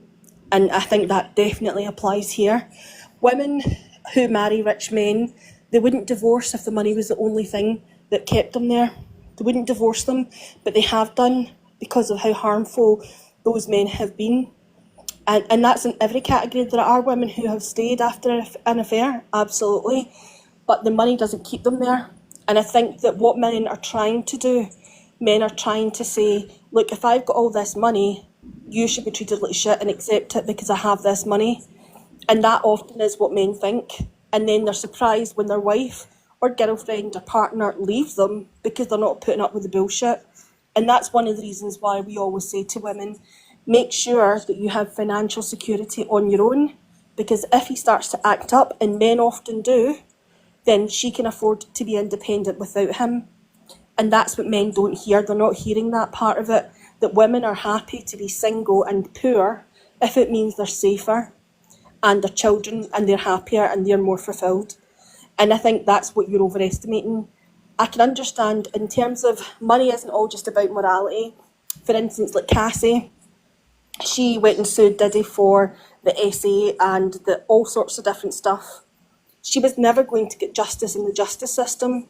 So holding him accountable in civil court is an example of her having to use the best kind of a systems that's available under the patriarchy to get some kind of a justice, because his money being gone would be the one that would stop his behaviour or put a hold on how he acts. So it's not about, that's not a judgment on morality. It's also looking at the systems that we live within and how we can best get served justice in some way. And often for rich men, it is taking away their resources. So it's not about morality. It's about, again, having justice, because it would never have been served in court, just like it's been proven already. And those systems you're ignoring and not listening to. Even in hospital, Serena Williams didn't get the care that she deserved because she's a black woman. And every time a black woman goes into a new space or into a hospital or has to go to the dentist, doctors, whatever it is, we're aware of us being women, and we're aware of being black, because we know that misogyny plays a huge part in all of that. And so money doesn't change us, but it might give us a wee bit more access. That's all it is. Yeah, I think I want to. You want me to? I mean, you want me to just? Let me just acknowledge one thing. I'll keep it short. I don't. I've heard about how like men really think that if they just have enough money, they feel like they just deserve the world, which is just very strange. Like I feel like they should be treated no different. If I treat how I would treat a male is how I treat a woman, not like in the regards of respect. So like, I don't these are just weak men, and right now there's a lot of weak men in an echo chamber. And that's why, as I said when I first got on here, I've seen these channels, and if you guys didn't know, like when I'm on there, they think I'm pandering to women. But it's like I wouldn't sound like I'm pandering to women when these guys are saying misogynistic rhetoric. You're saying misogynistic rhetoric. I'm trying to let you talk, but I ain't gonna lie. I think that all men have some kind of micro levels of misogynism. I'm not gonna act like that's not in there. You know what I'm saying? But I'm always willing to learn. Misogynism? Okay, misogynism, right? Misogyny. My bad. Thank you. Listen, I'm gonna just tell you this, right? I can't get no offended. No, you can't. I'm gonna treat you like the other niggas. You ain't. It ain't. I mean, I think that I treat people fairly. I don't cut people off. Because you started off being disingenuous in the comments, and you gonna get this tongue lash. Well, actually, no. Disingenuous would mean that if I was like wrong about something. So like I think that anyone can agree. So I'll take this, and I think it's because of specific words I use, and that's why words is key. That's what I'm getting held to, specific words. So I got to kind of backtrack on some of these things because I can see what words is being used. I believe then fine, because I don't have actual stats. I'll say that people are more susceptible to changing their morality when it comes to money. And I believe that I believe it comes to a point when you're at a certain substantial amount of money, which I'm not naming that amount. I do think that at that point, there are people, or a lot of people will end up bending, or at least bending on certain parts of immorality on things they would never tell another person. So here's the thing, right? Because you keep saying that you feel like, women don't leave men if they cheat. No, not that. Please don't finish that. Don't say it though. I think that, like, hold on. Now, if the man is abusive, all the other bad things, plus that, I'm totally, she gotta go. I don't care. What I'm saying. But if she's safe, he's taking her on dates. But you're ignoring the nuance, right? So if you make it like, oh, she's not leaving a rich man, right? Typically, rich married people are married to other rich people, right? And so you're ignoring the nuance. Yes, most rich people are most wealthy men are married to other wealthy women. You really gotta. You're not doing the research, Papas. You're not. Well, it's there's probably some truth in there. Yeah, I hear you. Ain't no some truth. This is the truth. And you're ignoring the nuances. So if you make it seem like they're staying together for the money, they both have the money. That's when you start having weird conversations. Like one of the women that was essayed by Bill Cosby, they kept saying, oh, these women were doing it because he had money. And then you go to find out one of them is richer than him. It's like, but was it really the money, or did he really just essay her? So a lot of these things are just excuses for men to essentially tell women it's your fault because you stayed. Choose better, whatever, right? When we talking about marriage, marriage was legalized in no-fault divorce was legalized in California in 1969. What no-fault divorce does is allow women to divorce a man without giving a reason, because what we saw prior to that was, even if a man was beating his wife, even if he was raping her, just all types of harmful things, even if he was financially abusing her, she still couldn't leave. So that's why no fault divorce was created. And that's a lot of the reasons why the number goes up, because it don't matter about the money if the man is rich or not. Women would leave, but men would be abusing them and they would not be allowed to divorce. Right, but if you heard the stories, women already stay for broke men. They already stay for men that beat them. They already stay for men that treat them horribly, and they don't leave. They do everything but leave. So hold on, wait. We're going to keep. This is contradicting. Yes. Oh, wait, let me focus. I'll end it fast. I'll end it. It's short. It's short. You can drop. I don't care. You contradicting yourself. If you're saying that women stay for men with money, and then you turn around and say men stay with men that don't have no money, you don't see the contradiction? No, I was gonna show you, right. So if they stay if they stay for a guy with no money, that beats him and all these bad things, right? Then I'm saying that then if a person had money, it would only incline them to stay a little bit longer. I think that would incline them to stay a little longer. If they're already staying for nothing, then staying for something makes sense. Neverson, can I ask a clarifying question? Yes, you may. So I'm listening, Mr. Hold on Derrick. 1 second, Yellow. I see you. I'm gonna drop you because I muted you once. Nah, just drop him because it's strict over here. I already muted you. You came off mute. You see how Yellow came off mute and said, "Can she ask a question?" You come off mute if you're gonna ask a question or something like that. Not to no, the person that I just dropped. You know that's the same thing I dropped the other guy for. Yeah, I'm gonna just drop him though. I could choose to drop without paying. I paid. I got a reason though. I got a reason though, Yellow. I'll tell y'all about it in the Discord. Go ahead, Yellow. Ask your clarification. All right. So, sir, I was listening to you talk about morality regarding staying and leaving, specific to cheating, right? Specific to cheating, not talking about the beating and all the other things. I'm trying to understand which one it is that you think is the moral one. Do you think that women should be staying for men that have no money, or do you think that women should be leaving for the men that do have money? I'm trying to figure out which one you think is the moral one. I don't know. I couldn't sit here and say it's morally right to choose someone that has money and morally right. That's not when no. you said wait, you ask me again. I lost you. It's okay. It's okay. So you're talking about morality related to cheating and staying, or cheating and leaving, right? The person cheats and the man cheats, the woman either stays or leaves. Which one is it that you think is moral? Do you think staying is moral, or do you think leaving is moral? I don't think. I mean, the only time it's immoral to leave, or something like that, is a marriage. That's the only time I could think it's immoral. So you think that leaving for cheating is immoral if you're married? And then also, is married a Christian thing? Because then at that point, Sir, then it would I'm be. asking you because this is your. I think that you shouldn't leave for a marriage, but then if marriage is a Christian thing, then I can't really sit here and speak that well when it's if it's a Christian thing.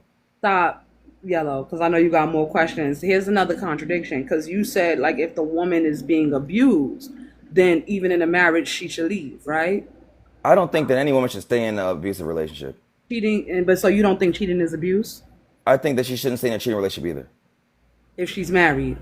No, just let's off the marriage. Period. I don't think a woman, if a man is not treating her right, she got to bounce out of that. Married or not? Yeah, bounce out of that. Like I believe, I'm not like a super Christian, so like regardless, if you're not getting treated right, bounce out of that. Because like you just like I'd rather be single than deal with someone that's treating me badly, bro. And that's why I don't blame women for wanting to be single, bro.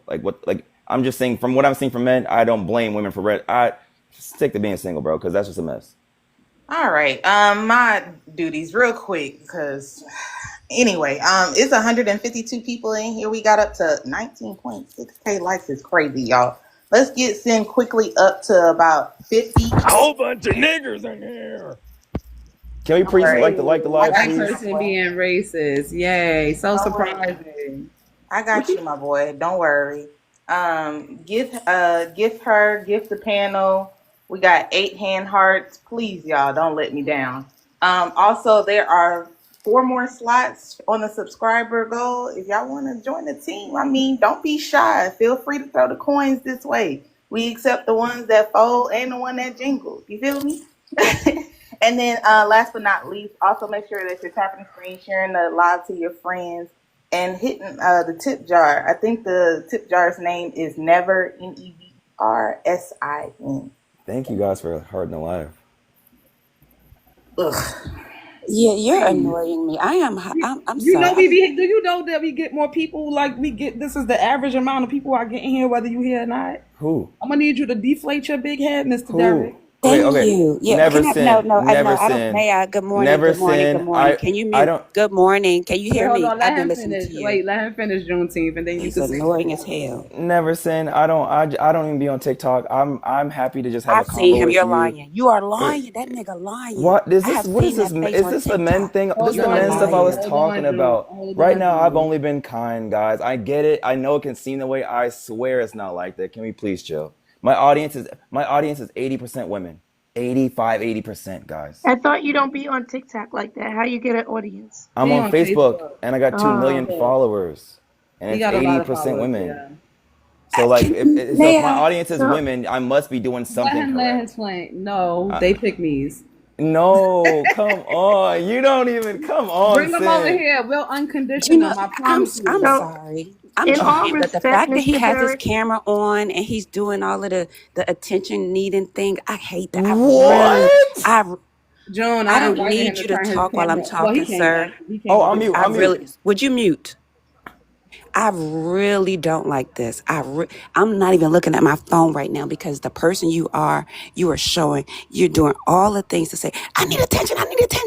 And then you say, I don't have attention. I got 2 million followers on Facebook, but I don't have any attention. I love the women. I can't stand it. And the theatrics need to stop. I've seen your face before. Is there any way we can cut his camera off? Because I'm getting irritated and no, leave annoyed it on. and nauseous at the same time. Like my stomach, I'm having a Okay, visceral. Are you June, okay, sir? I am Do you hear okay, my but voice? you're Will judging. you shut the fuck Wait, up? let her I'm finish. not nice. Just let her land her plane. I'm not nice. I don't know what gave you the impression that I would be kind, that I would that I would give you grace. I don't. And them stupid faces you're doing and the need to have attention, that little dopamine shot ploop, is taking you out. This little bit of attention from 149 people, 51 people in here. Can I pay to drop this nigga? Because we need some real niggas. We need real niggas up here because this nigga came to clown. This nigga came to be seen. This nigga came to be weird. I'm gonna just be real with you, Derrick. Like, and she has made some great points, right? When you first came in, you were saying that most women stay because they cheating, but you talking about how you got all these women followers, but that's disingenuous to them and that's harmful to them, I, realistically. I, Because I was. if you do have the following, it's important that you don't misrepresent the experiences of women. If they follow you, they follow you. That's fine. You know what I'm saying? No problem there. But at the same time, let's not make it seem like women stay because of money, because most men don't have money. And then again, you contradicted yourself because you said you've seen women stay with broke men. I'm from the hood. I've seen women stay with men for most of the women have men staying with them, using them for their resources, their crib, their apartment. You know what I'm saying? They food stamps. They government assistance. This is mostly what I'm seeing. So it's extremely and I know that's anecdotal, but this is also Before supported he by leave, the I'd facts. like to tell him something. Can You I say stupid. anything? You's a dummy bitch. This You is think not you're No, let smart. cool. him let You him land think his you plane. Okay, you Sin, you think you've have to been admit intelligent. that's You think bullying. Let that him somehow land we his This is care plane. about literally what you say, bullying, and we bro. do not. Sin, this is We do literally not. bullying. Let him land his plane. It's not bullying. She's That's okay. basic. Hold on. If I Derrick, don't I'm dis, gonna let no, you wait, land no, your plane, but y'all, I do okay, want to say y'all, that. you let her say all this mean stuff to me. I didn't say one mean thing to Hold nobody on on, this Derrick. live. You ain't hear me ask her to stop. You let her keep I asked you to going. let her land her plane, and I asked her to let you land your plane. So I'm being fair and I'm consistent all around the board. But at the same time, if you come in here and you say things, that's red pill shit. At the end of the day, you feel how you want to feel. Black women are literally being unalive because of red pill ideology. Kevin Samuels did numbers with the things that he was saying. Because ultimately, what it's doing is pushing misogyny, which is the hate and disdain for women. And a lot of these dudes don't know where to put that shit. And so, even though you could come in here and you could kiki and play and laugh, and that's fine, that kind of rhetoric is still harmful. Red pill rhetoric is harmful as fuck to women. If you're gonna push a narrative that we stay because men have money, we allow cheating because men have money, that's going to reinforce for the men that they could cheat because they have a woman that's staying home raising the kids and she's a stay-at-home mother. That's all I'm trying to point out to you. Okay, so Meanwhile, I'll acknowledge, right?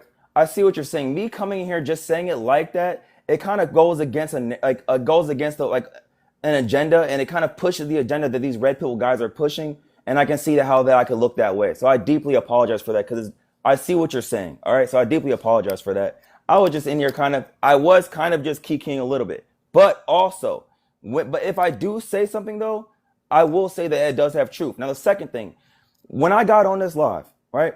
I'm not on here to cloud up nobody. I'm not trying to hear act clouded or nothing, right? It was just the fact of like how you gotta think. I told you about these panels where it's all women. I don't fuck with what the red pill guys are saying. I told you that's a weird echo chamber and it's a bunch of weak men. I'm telling you, I don't condone that shit, and I have to tell them that I don't fuck with that shit. So it's like I don't like being compared to that, but I can see why I was. Now, when I brought up my followers, right? It wasn't about my followers. It was just the fact of I'm trying to tell you that like I like to learn. That's why when you've been telling me stuff, I see I'm coming back. I'm saying, okay, I see how I did this. I'm down with learning. I love being, you know what I'm saying? Because as much as you teach me, then I can be better for the women that watch me, and I would love to do that. So like I just would hope that I can get that courtesy from people. I love to learn. I would love to fix everything I'm saying. I don't mind that. Can I are just you say, landed? Because I Derek? don't. Are you landed? Because I don't want to interrupt you. Yeah, Derek, can I just say that everything that you've said and the comments you've put in here is very misogynistic. Whether that's your intent or not doesn't matter. Impact over intent every time. And the fact that you're wanting grace or given some kind of a special treatment, I don't understand what makes you feel so entitled to that. And that's the misogyny and male entitlement that we talk about on a regular basis. So you're kind of coming in here saying, oh, she's bullying me. No, you've come in and like peacocked all over this panel. Like we can just see your feathers and none of us are interested or picking that up. So your vanity is really distracting from the point. And the point is that men are not okay, including you. You're part of that. You're part of that patriarchy. You're part of that misogyny. And you need to unpack that. The fact that your ego is more important than the femicide that Sin mentioned. That's what you went to first. You didn't say, oh my You goodness, didn't. a You didn't read the. femicide. You didn't. You. I You don't know didn't if you've read the room ever. either. So I don't know if you've ever been here, but we have heavier conversations about femicide, about essay, about grape, All of and those things.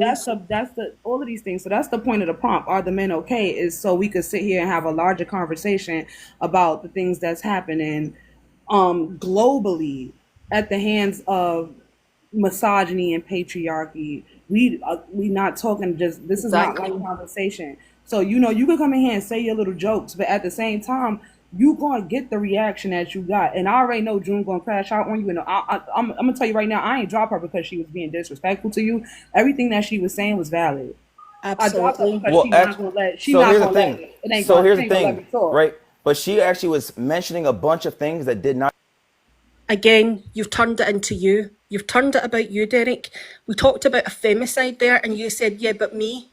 We said femicide, and the first thing you said, Derek, was, what about me? What about You know what Derek? femicide is, Derek? That's what misogyny does. I Tries to mean, take the point No, away. I'm sorry. go I'm ahead, sorry. Ellie. I don't want us to teach him another damn thing because Bro, okay, listen, y'all are all hello, women.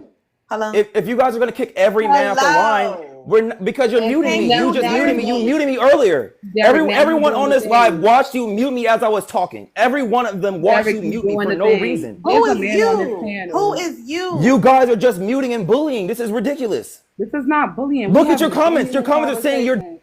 I don't pay attention to the comments because I don't know everybody in the comments and I'm not responsible for what they're saying. But Allie is talking. Can you let her speak and then you can respond? Go ahead, Allie. I don't want us to teach him another damn thing. because he said what the intention was and he slid past it. I want y'all to He clock it said in he was real time. trolling. No, not that. What he just said was he wanted to learn. He likes to learn. He likes to listen and learn because what we teach him, he can go take over to his 2 million followers. And I can almost bet my next paycheck and my next child support check that this man was not going to quote you, not refer back to you, not to send any of those 2 million followers that the women of him, that's following him, they were not going to come over here and support, never send. And so, ladies, remember where we are in the timeline. Remember where we are. We are not teaching people to capitalize off of what we know to be the truth. He slid past that part very, very quickly. And again, when we talking about like this whole like attention seeking thing, not one of us have felt inclined to turn our camera on to have such a serious conversation, because it's not just about our personal lives. It's not just about who we personally know. It's not even about our following. These are real life issues. And if the conversation is going to be more about me, let me put the spotlight on me, let me get all the information about me so that I can get and build my following count from 2 million to 4 million. He still don't get it. He's still doing all these like the charades and still trying to get like he still don't get it, right? So what we going to do is we're going to decenter him. The goal has been met. Shout out to the Wait comment one second, husband. Allie. Wait 1 second. I do want to ask Derrick one question. So I'm gonna let you know this, Derrick. Currently in America, the femicide rate is extremely high. For Black women, it is 3 times that of our white T counterparts. Femicide is the rate that women are unalived. Black women are unalived at a rate. We are unalived at an unprecedented rate, more than any other race or gender in this country. These are the conversations that we have. And so I get that this prompt might be a little bit rage baity, but the reality is that we do need to start bringing people into this conversation so that we can start unpacking misogyny. For women, that's going to be internalized misogyny. We're having conversations about the patriarchy, deconstructing and decentering men and religion and all of these things with the purpose of. And we also suggest that men decenter men. So if I had other men here like Navi, like Pub, like JEs, all of the other Black men that we have these conversations with, you could see how we do it. But, we don't have that, that we're not fortunate to have that right now. That being said, would you like to give some closing statements? Yeah, okay, so I'll just say this. Number one. Fuck out of here with that shit. You could get it too, sir. Hey, See, can I ask you a Anybody can this get question? whole it. this whole thing with cutting the camera off was not just about cutting it off on his face. He would not keep the camera still. People was getting dizzy. I felt like I was on a roller coaster ride. Like, okay, if you're gonna have the camera on, cool, have the camera on. That's not a problem. We've seen uglier mugs than yours on camera. I get that. It's cool. You want to be able to look at yourself in your phone. That's fine. I feel like that sometimes too, right? But this spinning all around in the circle, spinning around in the circle, tipping it, tipping it, tipping it. It was like too much. That was why people was like, "Yo, cut his camera," and they were. I was feeling like that, and that's what people were saying. So a couple of people brought it up in the comments too. I'm like, I wish you just sit down, like just sit down. Oh, I just did it No, so can I that ask you a question? hold on, Antonio, I got you. I just did it so that when I clip it, if I clip it, because I ain't gonna lie, that's not content worthy for me, and it's embarrassing because I've seen him on Facebook and stuff like that, and it's just he not there yet. And if he wants to, then I wouldn't mind him coming back to this space and being able to have the conversation and we kiki and we joke. But he said it from the beginning. He said, "Yeah, I was kikiing in the comments. Like, don't come here and troll this space, sir. Go troll somebody else's space." But yeah, go ahead, Antonio, and then we gonna move on to Ray Bay and Sin Spicker. Was he telling y'all that women stay with men that have, only because he has money? Is that what he was saying? It was a he bunch of said all of the contributions. above. It was a bunch of contradictions. I'm sorry, because first he said we stay with men when they got money. Then he said we stay with men when they broke. It's almost like women just be with men regardless, right? It's almost like we not hypergamous. He contradicted himself a lot in this space. I'm not gonna lie. It was a anything I tried to hold him to, he tried to dodge. And I don't care Yeah, I was about him trying to trick following. him because I was gonna ask him, scratch out the money because the way he was making it seem like if you got money, I remember he said something about if men have all this money, he felt like he deserved the world. But really, doing like what Bill Cosby doing, Jay Z, Diddy, that's not men with money deserving the world. Is how they able to, manipulate a lot of women because they have money. When like he was saying, money change people. I'm gonna say this: money would never change people. It's the fact that if you feel like money changed that person was already changed before the money They were came already, around. and that's the point I was trying to get to, and he just kept standing on. It's some truth to that.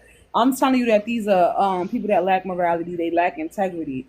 They didn't. The money ain't changed them. They what they say. Absolute power corrupts absolutely. We living in a society where we understand that people will be a certain type of way just because they have the money, just because they can. If you are used to doing things that are taboo, you going once you get tired of consuming all you can consume, you're going to start going to the taboo.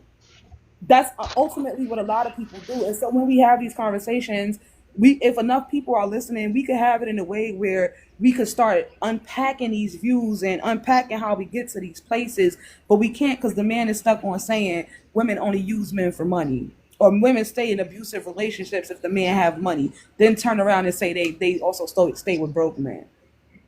Especially when you know right from wrong. Like if the real woman, if you try to come with money, if you try to come with money, to that woman like, hey, you want to do this and do that, and that woman say no, she already have the mind to take it. That money didn't even change her.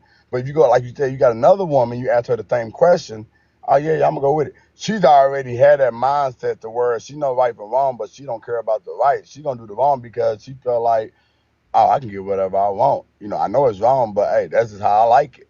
it I, also cause I it was gonna also ask it him. also it also speaks to how we view women as if they aren't intelligent, if they aren't capable, if they aren't able to think for themselves. Because you look at Diddy with what's this one? Not JT. What's the other city girl? I'll be forgetting their names. Cassie. The City Girls. Young City Miami. girl. Carisha. It was a Yeah. video of her and him dancing to her the more recent songs that she dropped, and people are like, he looked genuinely happy with her. She changed him, putting the responsibility of a woman to stop a man's bad behaviors. And it's like, no, you could have that conversation that she changed him, or we could have the very real conversation about men who love bomb women. Yeah, And because I what was he's gonna doing ask is him. he's still in that he was still in that love bombing stage with her where he gonna take her shopping, y'all going in Chanel, she coming out with all these bags and she think you care about her, and then the minute that mask drop, because men mask, this is why it's very important that we don't say choose better, because these men have spent that girl 20 something, he in his fucking 40s 50s, that man has spent over 40 years being a mass manipulator, a masked manipulator, Yeah, right? Spent all yeah. his hold on, I let me was gonna find the trick him. video. He spent all his time he spent 30, 40 years being a mass manipulator to this 20-year-old girl, 20-year-old woman that's out in the world just learning. And that's not to say that she's not capable of manipulation or that women are not capable of manipulation. But the reality is that when it comes to these narcissistic people, they do have these tactics that they use. And so we could have the conversation where you could recognize when somebody's love bombing you. So you could protect yourself as a woman, since y'all care so much about choosing better and vetting better. We could have this conversation about Darvo, deny, attack, reverse victim to offender, another narcissistic tactic that they like to employ. We could have these conversations if y'all really cared about women with your 2 million followers or whoever.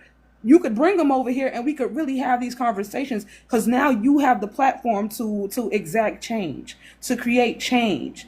But that's not what's going to happen. You want to do what the typical narcissist does, which shout out to my homegirl Allie for always pointing it out and protecting me, like all of my homegirls have been since they've been on this panel.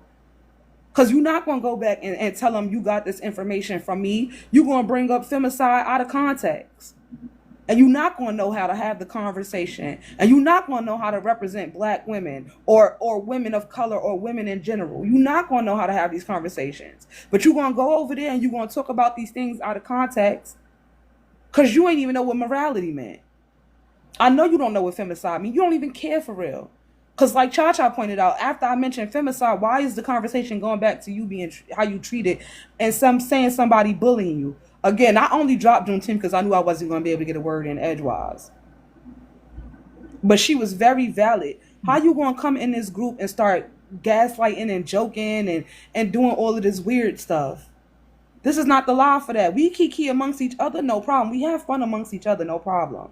And I wouldn't even mind if he was having fun up here. But the gaslighting, I don't like that.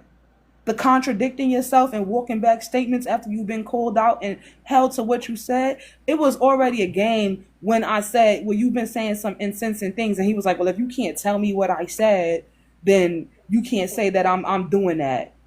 Right. Okay, hold on. Let me go read the comments. Oh, you gonna read the comments? Hold on, you gonna scroll up? I ain't gotta scroll up. I just gotta click on your name and your comments is all there. I'm the host here, baby. Because ain't shit funny about what we're talking about. We can kiki in between the conversation, but ain't shit funny about what we're talking about. I just want to point out that he thought staying was the moral thing. Staying was the moral thing for him. And then he walked that back too. And then he walked it back. That's why I asked the question. I was like, are you trying to say that staying is the moral thing or leaving is the moral thing? Because at first I thought what he was getting at was like, we lose our morality when the man has money by staying. But that's not what he meant. He felt like if you married, you supposed to stay if he cheats, whether he's broke or he's rich. And he's saying like, oh, you only staying when he's rich because he's rich. But if that's the case, and I hate to bring it to pop culture, but I'm going to do it a little bit since we've been doing Puffy. Why did Cardi B stay all them years? She was the one making money, not Offset. And he'd have played in her. Why did Cardi B stay all them years? She was the one making money, not Offset. And he'd have played in her face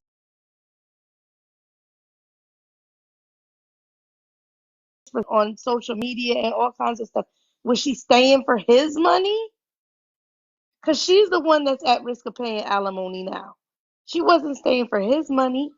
Women stay because they want to stay.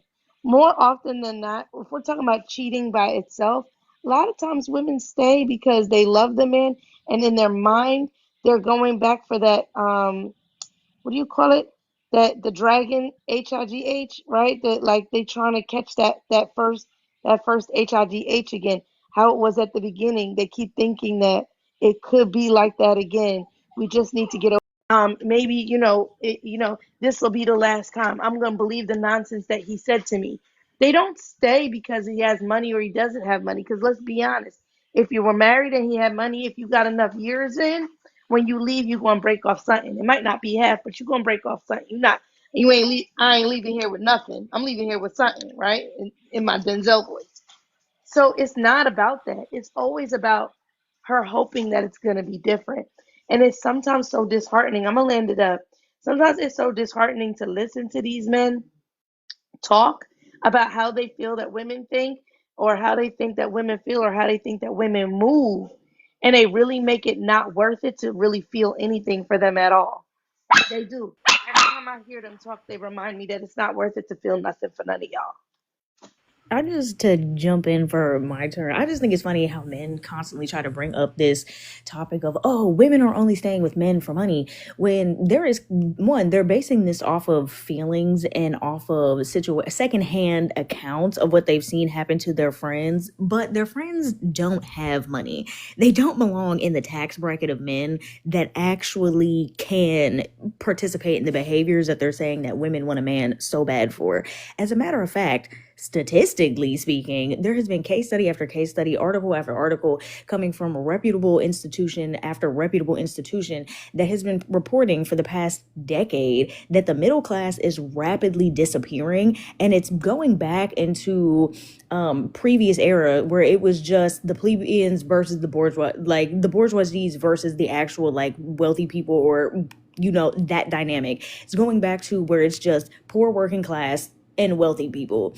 And even statistical studies have come out that are showing that a majority of Americans, including men, 60% actually, are one financial mishap away from ending up homeless. So whether that financial mishap is major or minor. So it's funny when men try to participate in this conversation and try to be like, oh, women are always dating men for money. Most of y'all are broke. Most of y'all are only making enough money so that you can live comfortably. You don't have the extra needed income to spoil these women and take them on fucking private jets to trips to Dubai. Y'all don't have that money. And then two, especially when they try to do the whole roundabout thing, and they're like, oh, well, back in the day, yet again, y'all keep trying to bring up your grandmothers and great grandmothers and talk about, well, back in the day, they were staying in those marriages because they could not leave. Y'all leave out the historical context of the fact that they lived in time periods where they had little to no rights and were not allowed to work, were legally barred from having job occupations that would have set them up for financial success so they could live on their own. And even in those time periods, in the rare cases where they could live on their own and have a job, those jobs weren't paying enough for them to literally sustain themselves on that salary alone. They were living with roommates or were still receiving financial aid or help from their families. So like the shit, it's not clicking to y'all or not making sense that a majority of women are not choosing to be with these men because of money. It's either y'all are forcing laws down our fucking throats that are constantly restricting rights that have never been restricted for men, or stripping us of rights that we just recently fucking got, or y'all are broke and trying to project because you are living under the delusion that you belong in the tax bracket with these wealthy men. And where I'll land my plane is that when these men are constantly talking about, oh, gold digger this, gold digger that, women are always fucking around with wealthy men and using them for their resources. Why are these men never at the forefront of the conversation? Why is it the broke niggas that are constantly bringing this up and trying to talk about this? You would think that if this was like such a widespread epidemic, if this was such a huge societal issue of women chasing all of these men to just milk them dry of resources, the men that actually had the resources would be having this conversation, not the motherfuckers that are managers at Foot Locker. Awesome. How are you, ladies? How you guys doing? 1 second. It's on Sin No worries. Spiker, and then it's gonna be on you. All right, no worries, no worries. Man, Diddy got out. What are you saying? Ooh, a grape apologist man. So surprising. Go ahead, Sin Spiker. Just as a reminder, just like reminder to everyone. Remember, when men start talking about when we start talking about gender issues, especially with black men, they do not approach the issue with logic. They say we're logical creatures. We're logical creatures. They are not logical creatures. They are gonna say whatever they need to say to win the premise, to quote unquote win the argument at that moment, or whatever the premise is, right? So if you say women, you need to find a man that earns a certain amount of money, then they're gonna say you're gold diggers, all women want is money, da da da da da da da. Get your own money, make your own money. It's equality, right? It's equality. Then if you say women, leave these men alone completely, then they'll come back and say, no, you need to have you a man. You need to have your man. You too independent. Your degrees don't matter. So whatever the premise is at that time, they're gonna argue for men, but it's always going to end up contradicting at some point or another. So it's not logical. They're just arguing to try to win whatever the debate is at that moment. Sin, don't So forget they're in if we're not dating, then we're ending the human race. yeah, Can't we're gonna fuck. end You're gonna end right, the human race. right, with billions of people on the They, planet. but You know, they doing it this themselves though. well, Trump doing it. this is the longest span in human history where we did not have some big conflict between countries and everything like that. And that's looks like that may be coming to an I'm about to end. say, be careful what you That may wish be coming to for. an end. Well, here's the thing. I have been saying that the whole red pill propaganda was just the government grooming these fools for a conflict. Because you notice a lot of them are angry and they don't know what to do with their anger and they're getting more violent. Well, guess what? If we end up in a conflict, guess who's going to be? They're perfect. They've been telling them to go to the gym. That's perfect. Cause now we can just we can fast forward them through basic training and send them on out there because they're already in shape. They're already doing push-ups and sit-ups and being able to lift this and lift that because we told them to get into the gym to get a woman, and that's what they did. It was a whole grooming process, and we see that now. So just give it a little time because, like I said before, at some point we will end up in a conflict. I hate to say it, but that's just what it is. They put it in. They've already talked about it.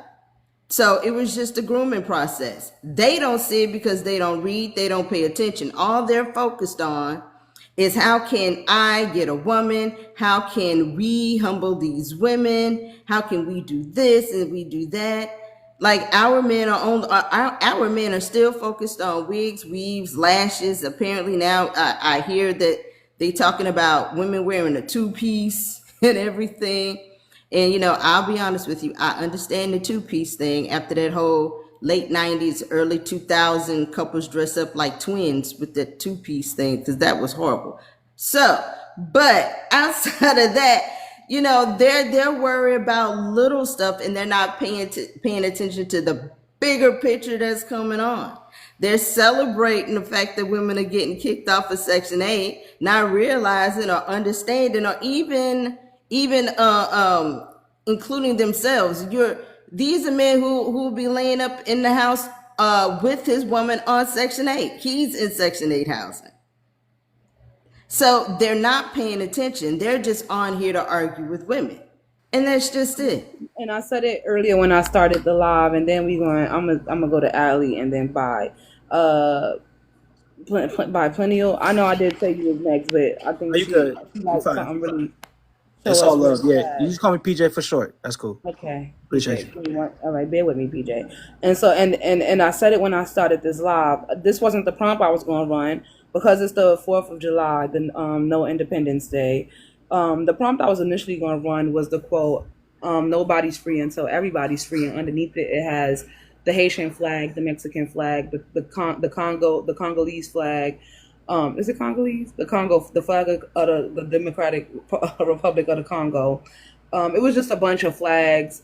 And the point is, right now across the world, we are seeing just all kinds of atrocities. We're talking about Palestine and 300,000 children being unalived.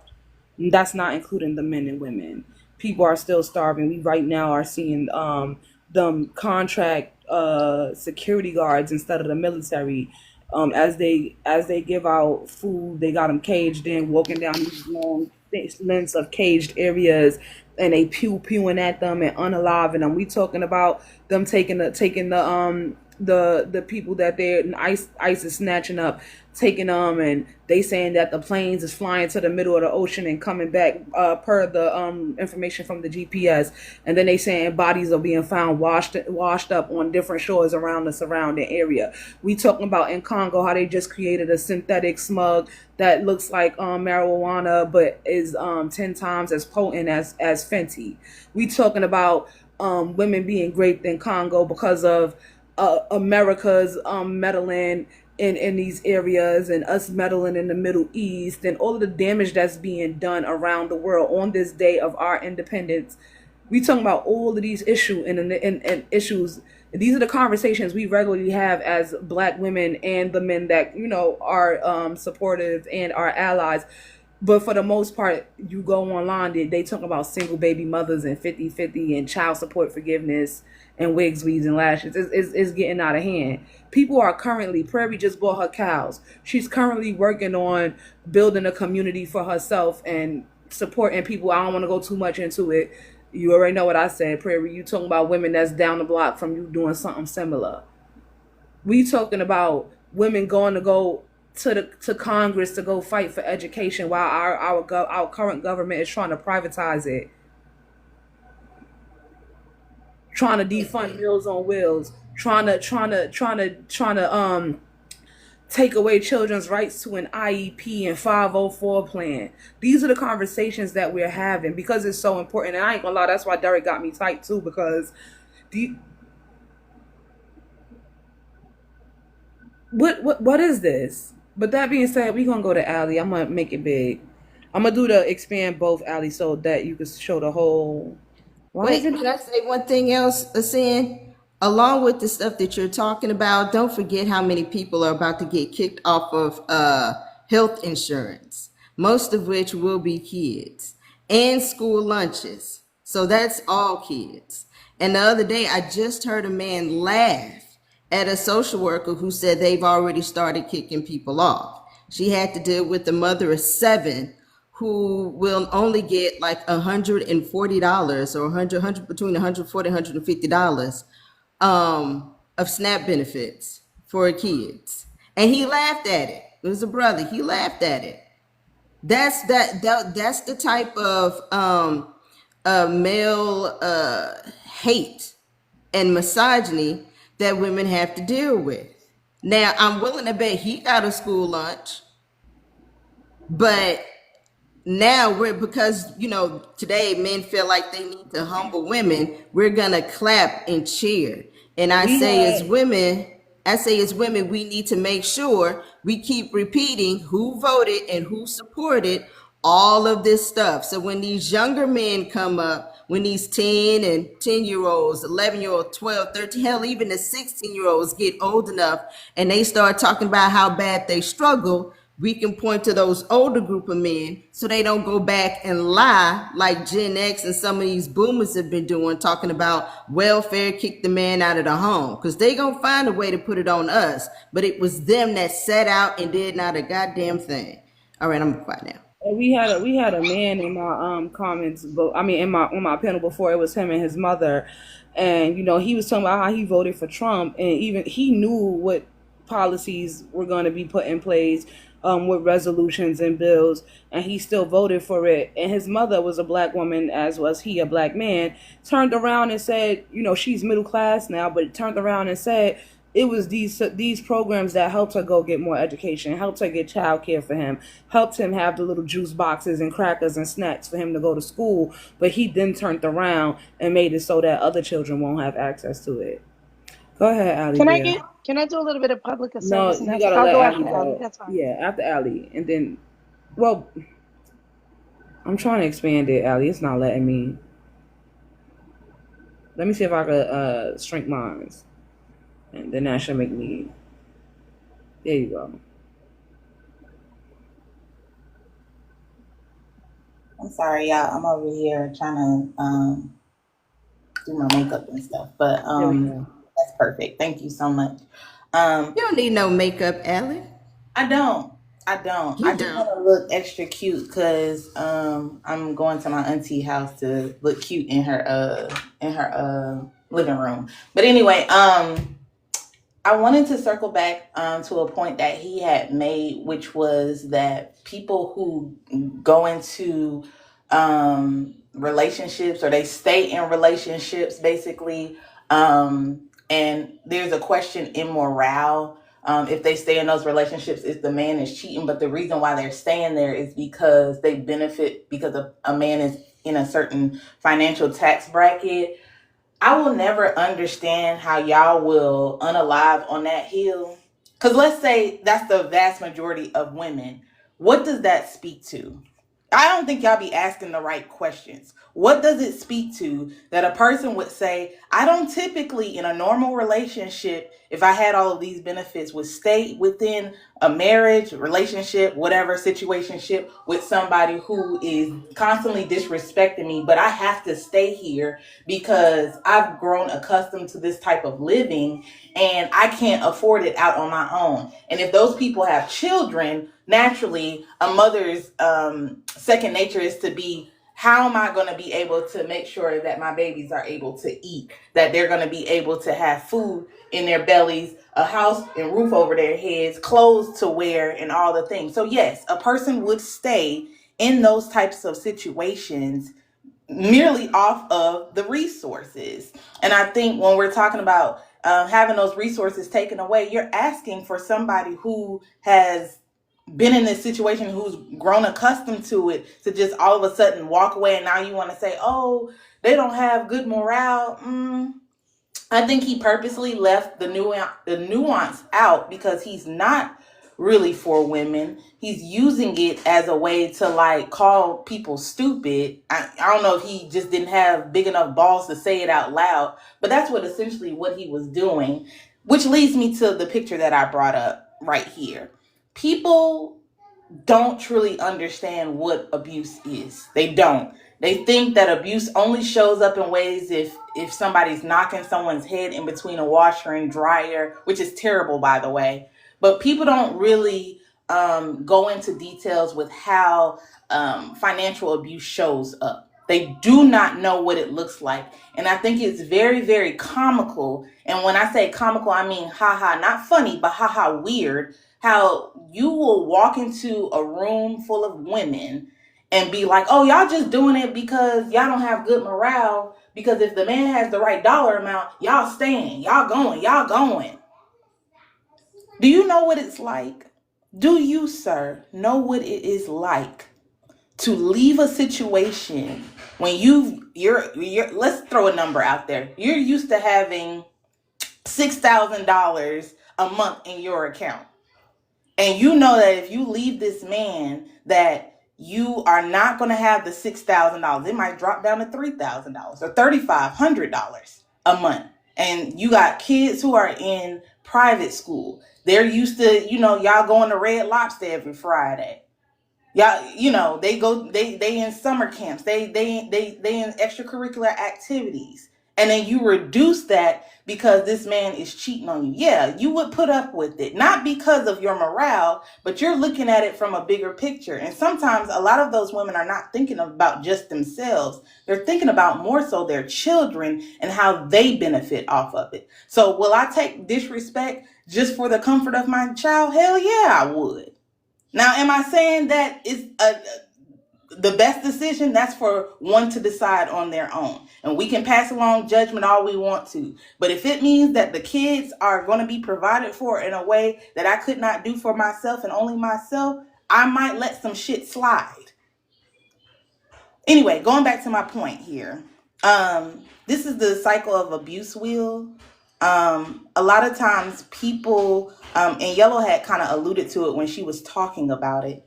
People will try to find ways to stay in these relationships. They're running after the HIGH. And sometimes it takes them in this loop over and over and over and over, and they don't know that they're in an abusive relationship. And so I'm going to highlight this one more time for the people in the back, because y'all know I love my little pictures here. The first one is tension builds. This is where the abuser and the person that's being abused, the abuser finds something to kind of like argue, fuss, and fight about, and then they blow up, which takes us to number 2, which is the actual incident. They make the person feel bad, they're going on and on, or they might give them the silent treatment and keep them shut out, and it's a big explosive moment. The one that's being abused doesn't really know how to react to the situation, so they're doing all that they can to make things right. Then comes reconciliation. They reconcile with one another. Everything is smooth. There's no problems. They've talked it out. They have addressed the issue. And then that goes into the calm. Everything's back good. They're back to getting their HIGH. There's no problem. Everything's good. I'm riding a wave. We good. We a happy family. I get to, have my man, my children. We get to take our Christmas pictures. And I get to keep the $6,000 that's in my account until tension builds again. And it goes around and around and around until the people say, you know what? I don't want to deal with this no more. And then they walk away. I land. Oh, Allie, can I say something? Of course you can. I'm willing to bet if you take that and you put the examples in terms of how the JNGs do young men, they'll get it then. They get it now. Well, they won't be able to argue it as much. I don't think this is an arguable thing. I think this is an objective point of view, in my opinion. How are you, ladies? How you guys doing? PJ, you'll be surprised. They will argue. Listen, these people will argue that the sky is blue. But I did want to, before we get too far away from it, I wanted to make You gotta let a PJ public go. service announcement. You gotta let PJ. Okay, go ahead. But after that, I mean, I don't have to. PJ. You know what? It's cool. I wanted to talk about how to get some food as we're going into the thing, but I don't have to. I could wait. Go ahead. It's just PJ waited for like 5 people that took over. No, I didn't know because you had said to. I said I would do it, and you said Allie Bear go, and I would go after. I can wait. It's not a big deal. Awesome. Go ahead, PJ. How you guys doing, man? Y'all good? Yeah, we good. Awesome. I appreciate you guys letting me on. I love the prompt, and I'm gonna break it down in a second. As to why. I'm 22, by the way. So a lot of the time, like a lot of kids around my age, we're experiencing a lot, and I would tell you as to why. I got you right here. There you go. No, that's all yours. All right, so I appreciate you. I'll tell you as to why we're experiencing what we're experiencing. It comes down to the incel behavior, red pill community. That's why we're experiencing what we're experiencing. It's simple as that. A lot of the time, these kids, they feel empowered by the rhetoric that's spewed within that ecosystem. You know what I mean? And it's tricky because what it comes down to is a lack of individuality. And a lot of these kids feel vulnerable in that space. And so they believe each and every framework that they put out. You know what I'm saying? Now, it's not just kids. It's grown adults too, which is unfortunate. But a lot of it stems from like the red pill aspect. I can speak for myself as an individual. Like for me, I understand like the woman empowerment. I understand, how important women are in my life. But I know for a lot of kids, for a lot of even grown men who feel mad, you know what I'm saying? That's just what it comes down to, in my opinion. Go ahead, Yellow.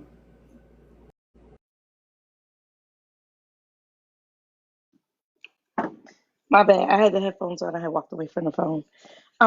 Okay, so since we were earlier talking about the SNAP benefits and things like that, and people losing access, I wanted to advise if there's anybody that was getting SNAP benefits and now they are reducing, or they are getting SNAP benefits and they're concerned about them reducing, is to find out where is your local pantry.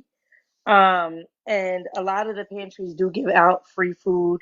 I know that not myself, but my mom is heavily entrenched in that community in that service to her community to try to make sure that people can get fed. Because as things are changing, and what she actually does, and as if people have time to do that, she herself works for the pantry, so she ends up getting like first dibs at people at stuff. But beyond that, if you have the time to volunteer to a food pantry, I would highly encourage you to do so. And then one of the things, in case you were into that or you're already with food pantry, and if you didn't already have this information, I know that Costco specifically works with food pantries that, like, if the bread is 3 days old, they'll donate it to the food pantry. And like lots of different things, like and they'll donate them to the food pantry so that there's a way to get. I see Sarah has freefood.org in there, and I think that because what's going to be going on with SNAP benefits is going to be pretty rocky. I think it's a good time for people to start exploring what are their other options and where to go and get food if they're unable to. I mean, we could all talk about gardening. Well, the summer's halfway through and all this other kind of stuff.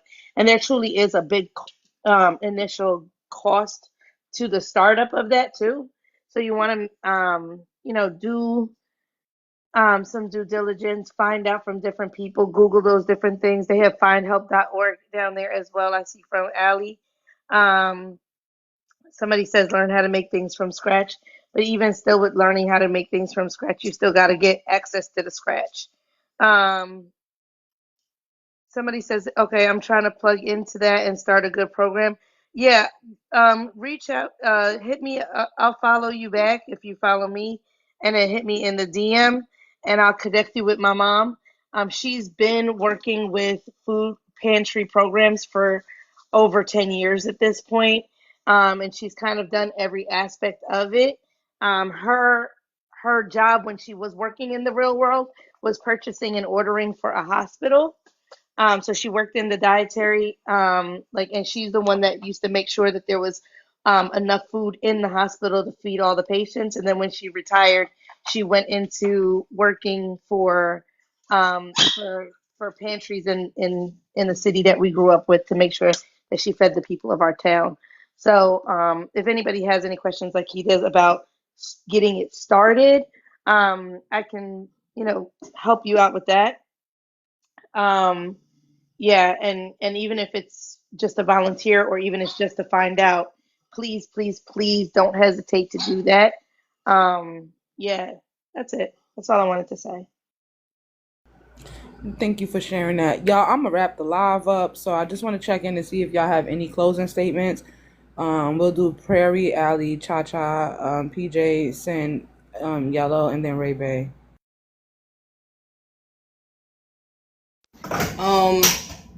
It's been dope to listen to everybody. I just wanted to also add, just so that people understand, like, the guy was mad off. There's dudes in here that are still hanging off of him right now. That's not true. He's telling you guys something that's blatantly not true. Women who are married to wealthy men, they have stop blocks in place. Like, yes, love will bring them back, etc., etc. But for the most part, they're renewing their prenups and stuff like that. They're going back and revisiting stuff. As their children are born, they're making sure that their husband's businesses and interests are put into their children's names. And for a lot of very, very rich men, why they won't leave that woman is because she's been doing free labor for him for a very long time, and she's the only one who knows all the passwords to everything.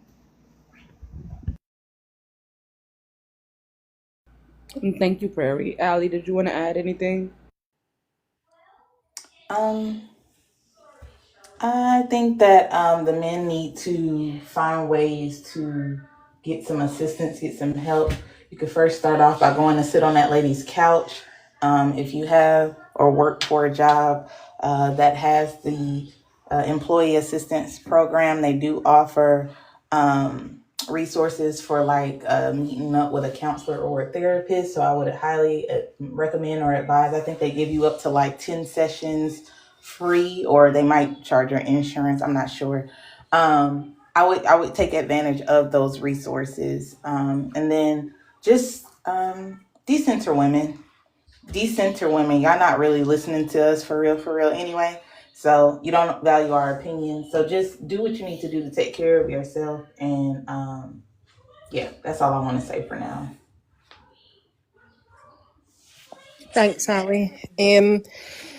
I just want to say that the men are not okay. And I think that the comments and the things that the men have said once they've come onto the panel are examples of how not okay they are. The fact that men will say, oh, these women have just got trauma, these women don't want to listen, or there's 9 of them on the panel, that's terrible, ha ha ha. And people are laughing at that, thinking that because of our trauma that we're just having here to down on men. But the reality is that trauma is real, and you're laughing at things that have happened to us to be in this position. So how does that make sense that you're finding it funny that women have trauma that men caused, and yet you're wanting to silence us still? The other thing is the patriarchy and the men who subscribe to that are subscribing to YT supremacy. You can't have patriarchy because it puts the YT men at the very, very top, the rich white men at the very, very top, and their cis and their het, and then everybody else at the very bottom, where we are black women at the very bottom of that patriarchy. The patriarchy is real. I know that I had a discussion with Immaculate, I think it was, in the comments. The patriarchy is currently why we have the system that we have just now, and we're trying to speak up against it so that men aren't at the top. But it hasn't went away. It hasn't disappeared. We're still living under it. And if men want to be in women's life, they're going to have to unpack their misogyny. They're going to have to call out other men and hold men accountable for their grapey language and bad behaviour. And they're going to not have women silenced when they're speaking out about the oppression that we've experienced. If you're doing any of that, then you're not helping and you're just a hindrance to women, and that's why we cannot be around you, because misogyny unalives us, whereas we might hurt your feelings with a prompt. So I'll land there.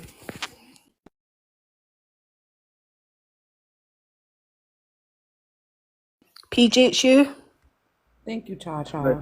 Yeah, I appreciate you guys for letting me on here. I would say the biggest thing for men is just the level of insecurity that takes place. A lot of it stems from just like, past history. There's no excuse for it.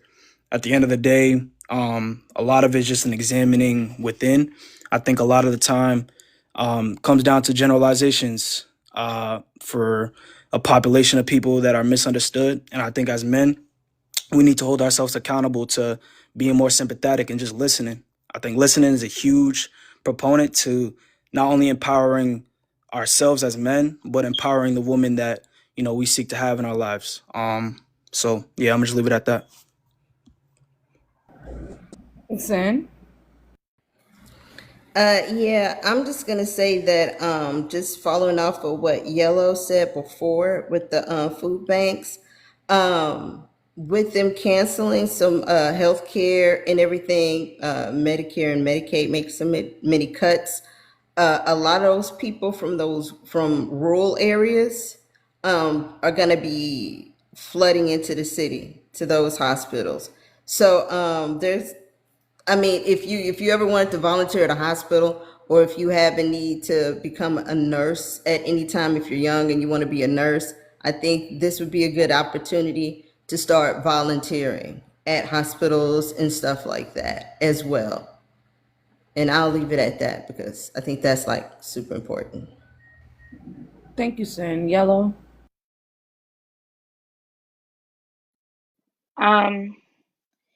Sin, I'm God, when you said that, it made me so sad because we were talking about it at work last night. That there's probably going to actually be less need for nurses. Because at day's end, a lot of like we service my hospital specifically, we service the poor community, right? So most of our patients are Medicaid, Medicare, or charity care. Um, when they can't afford to see them, they're going to be booting them out sooner than they need to be booted out. They're going to be booting out sick patients. Somebody that should have had a 5-day stay is going to end up with a 2-day stay or a 3-day stay, because at day's end, the hospital isn't actually funded by Smiles and Warm Hearts, right? And how are they going to even be able to afford to pay the people that do the work if the services that paid the bill don't exist to pay the bill anymore? Um, I don't know. Um, Shameless plug. I'm gonna go live probably in about 10 minutes, 15 minutes myself. If y'all are ended up looking for somewhere to go. But I don't know. I mean, and I had a different prompt, but Sin, if you want to come over and for us to continue that conversation, I'm cool with that, even if it's not a large live. Because I do think it's some important stuff for us to talk about. Where is all of this taking us? We could always add in some misogynistic flares and things like that. But I do think it's really important for us to talk about where is this shit going to be taking us and what is this possibly going to look like. Yeah, I'll come over Cool. after. Oh, you talking to that sin, but I'll come over after that too because I got some stuff to do today for the 4th of July. But I'm gonna pop in and definitely check in. Okay. Go ahead, Ray Bay. Yeah, for my closing statement, just make a couple. First and foremost, I wanted to make it earlier, but then I just decided to keep it short. Just using that man that was up here earlier, I already forgot his name because he is a forgettable human being. But for that man that was up here earlier, that was clearly trying to rage bait and clip farm. I've seen men do this on every live that they have ever been on, and I want y'all to know that that respectability politics shit, where y'all tries to weaponize politeness, only works if somebody made that point and are trying to make are trying to make it a point in an argument that they don't accept submissions from people if they're going to be rude, or if people in some way shape or form, to a certain extent or capacity, think that in order to have a civilized conversation there has to be nothing but politeness and no sort of passion or fire behind it. Y'all can't, like, y'all, it does not work if y'all are gonna be like, oh, I'm gonna say rage baity shit and generalize the female gender and then try to make it a aha I got you moment when you have women up on your panel that have fire and passion behind their shit, and then try to use that as a, see, you're proving my point. You're not really. You just look stupid as fuck, and you're trying to weaponize respectability politics and politeness to make it seem like you had the upper hand or more intelligence in that scenario, and you really didn't. But going on to men, closing arguments for that, the patriarchy affects everyone in a negative manner.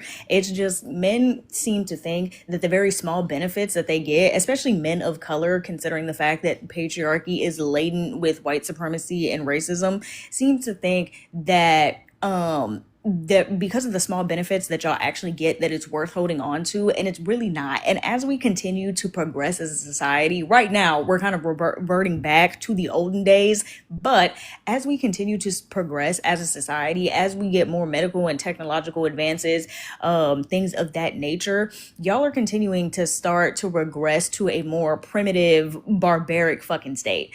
Y'all are down when it comes to education, down when it comes to homeowning, down when it comes to being the dominant gender within the workforce, down to being sought after, having a male loneliness epidemic, or unable to find and sustain partners that would lead to marriage. The fertility, not necessarily the fertility rate, but the birth rate is now globally is starting to rapidly decline because women do not want to sleep with men because of the environment, because of the fact that they make living on this dust ball we call a planet a hostile environment.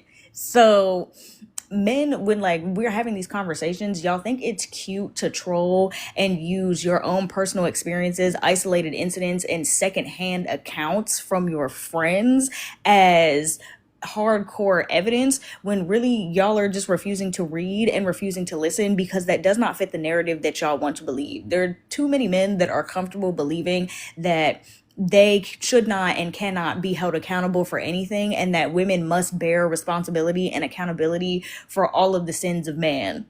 We don't. If y'all actually want to see an end to all of these issues that you see women having when it comes to what Sin had said earlier, fucking trivial shit like wigs, weeds, and lashes and shit like that, then maybe you should start actively being a part of your community, actively engaging in intellectualism rather than listening to bullshit ass red pill content that was really only created to assuage the egos and hurt feelings of men who thought they were the shit and then got a very harsh reality check that they were not. Thank you, Ray Bay. I'm gonna drop you down. I appreciate that. So before we close, I do want to give an apology to my mutuals, my homies, and some of y'all, because I know I got a little upset. I didn't want to explain it on the front end, but I will.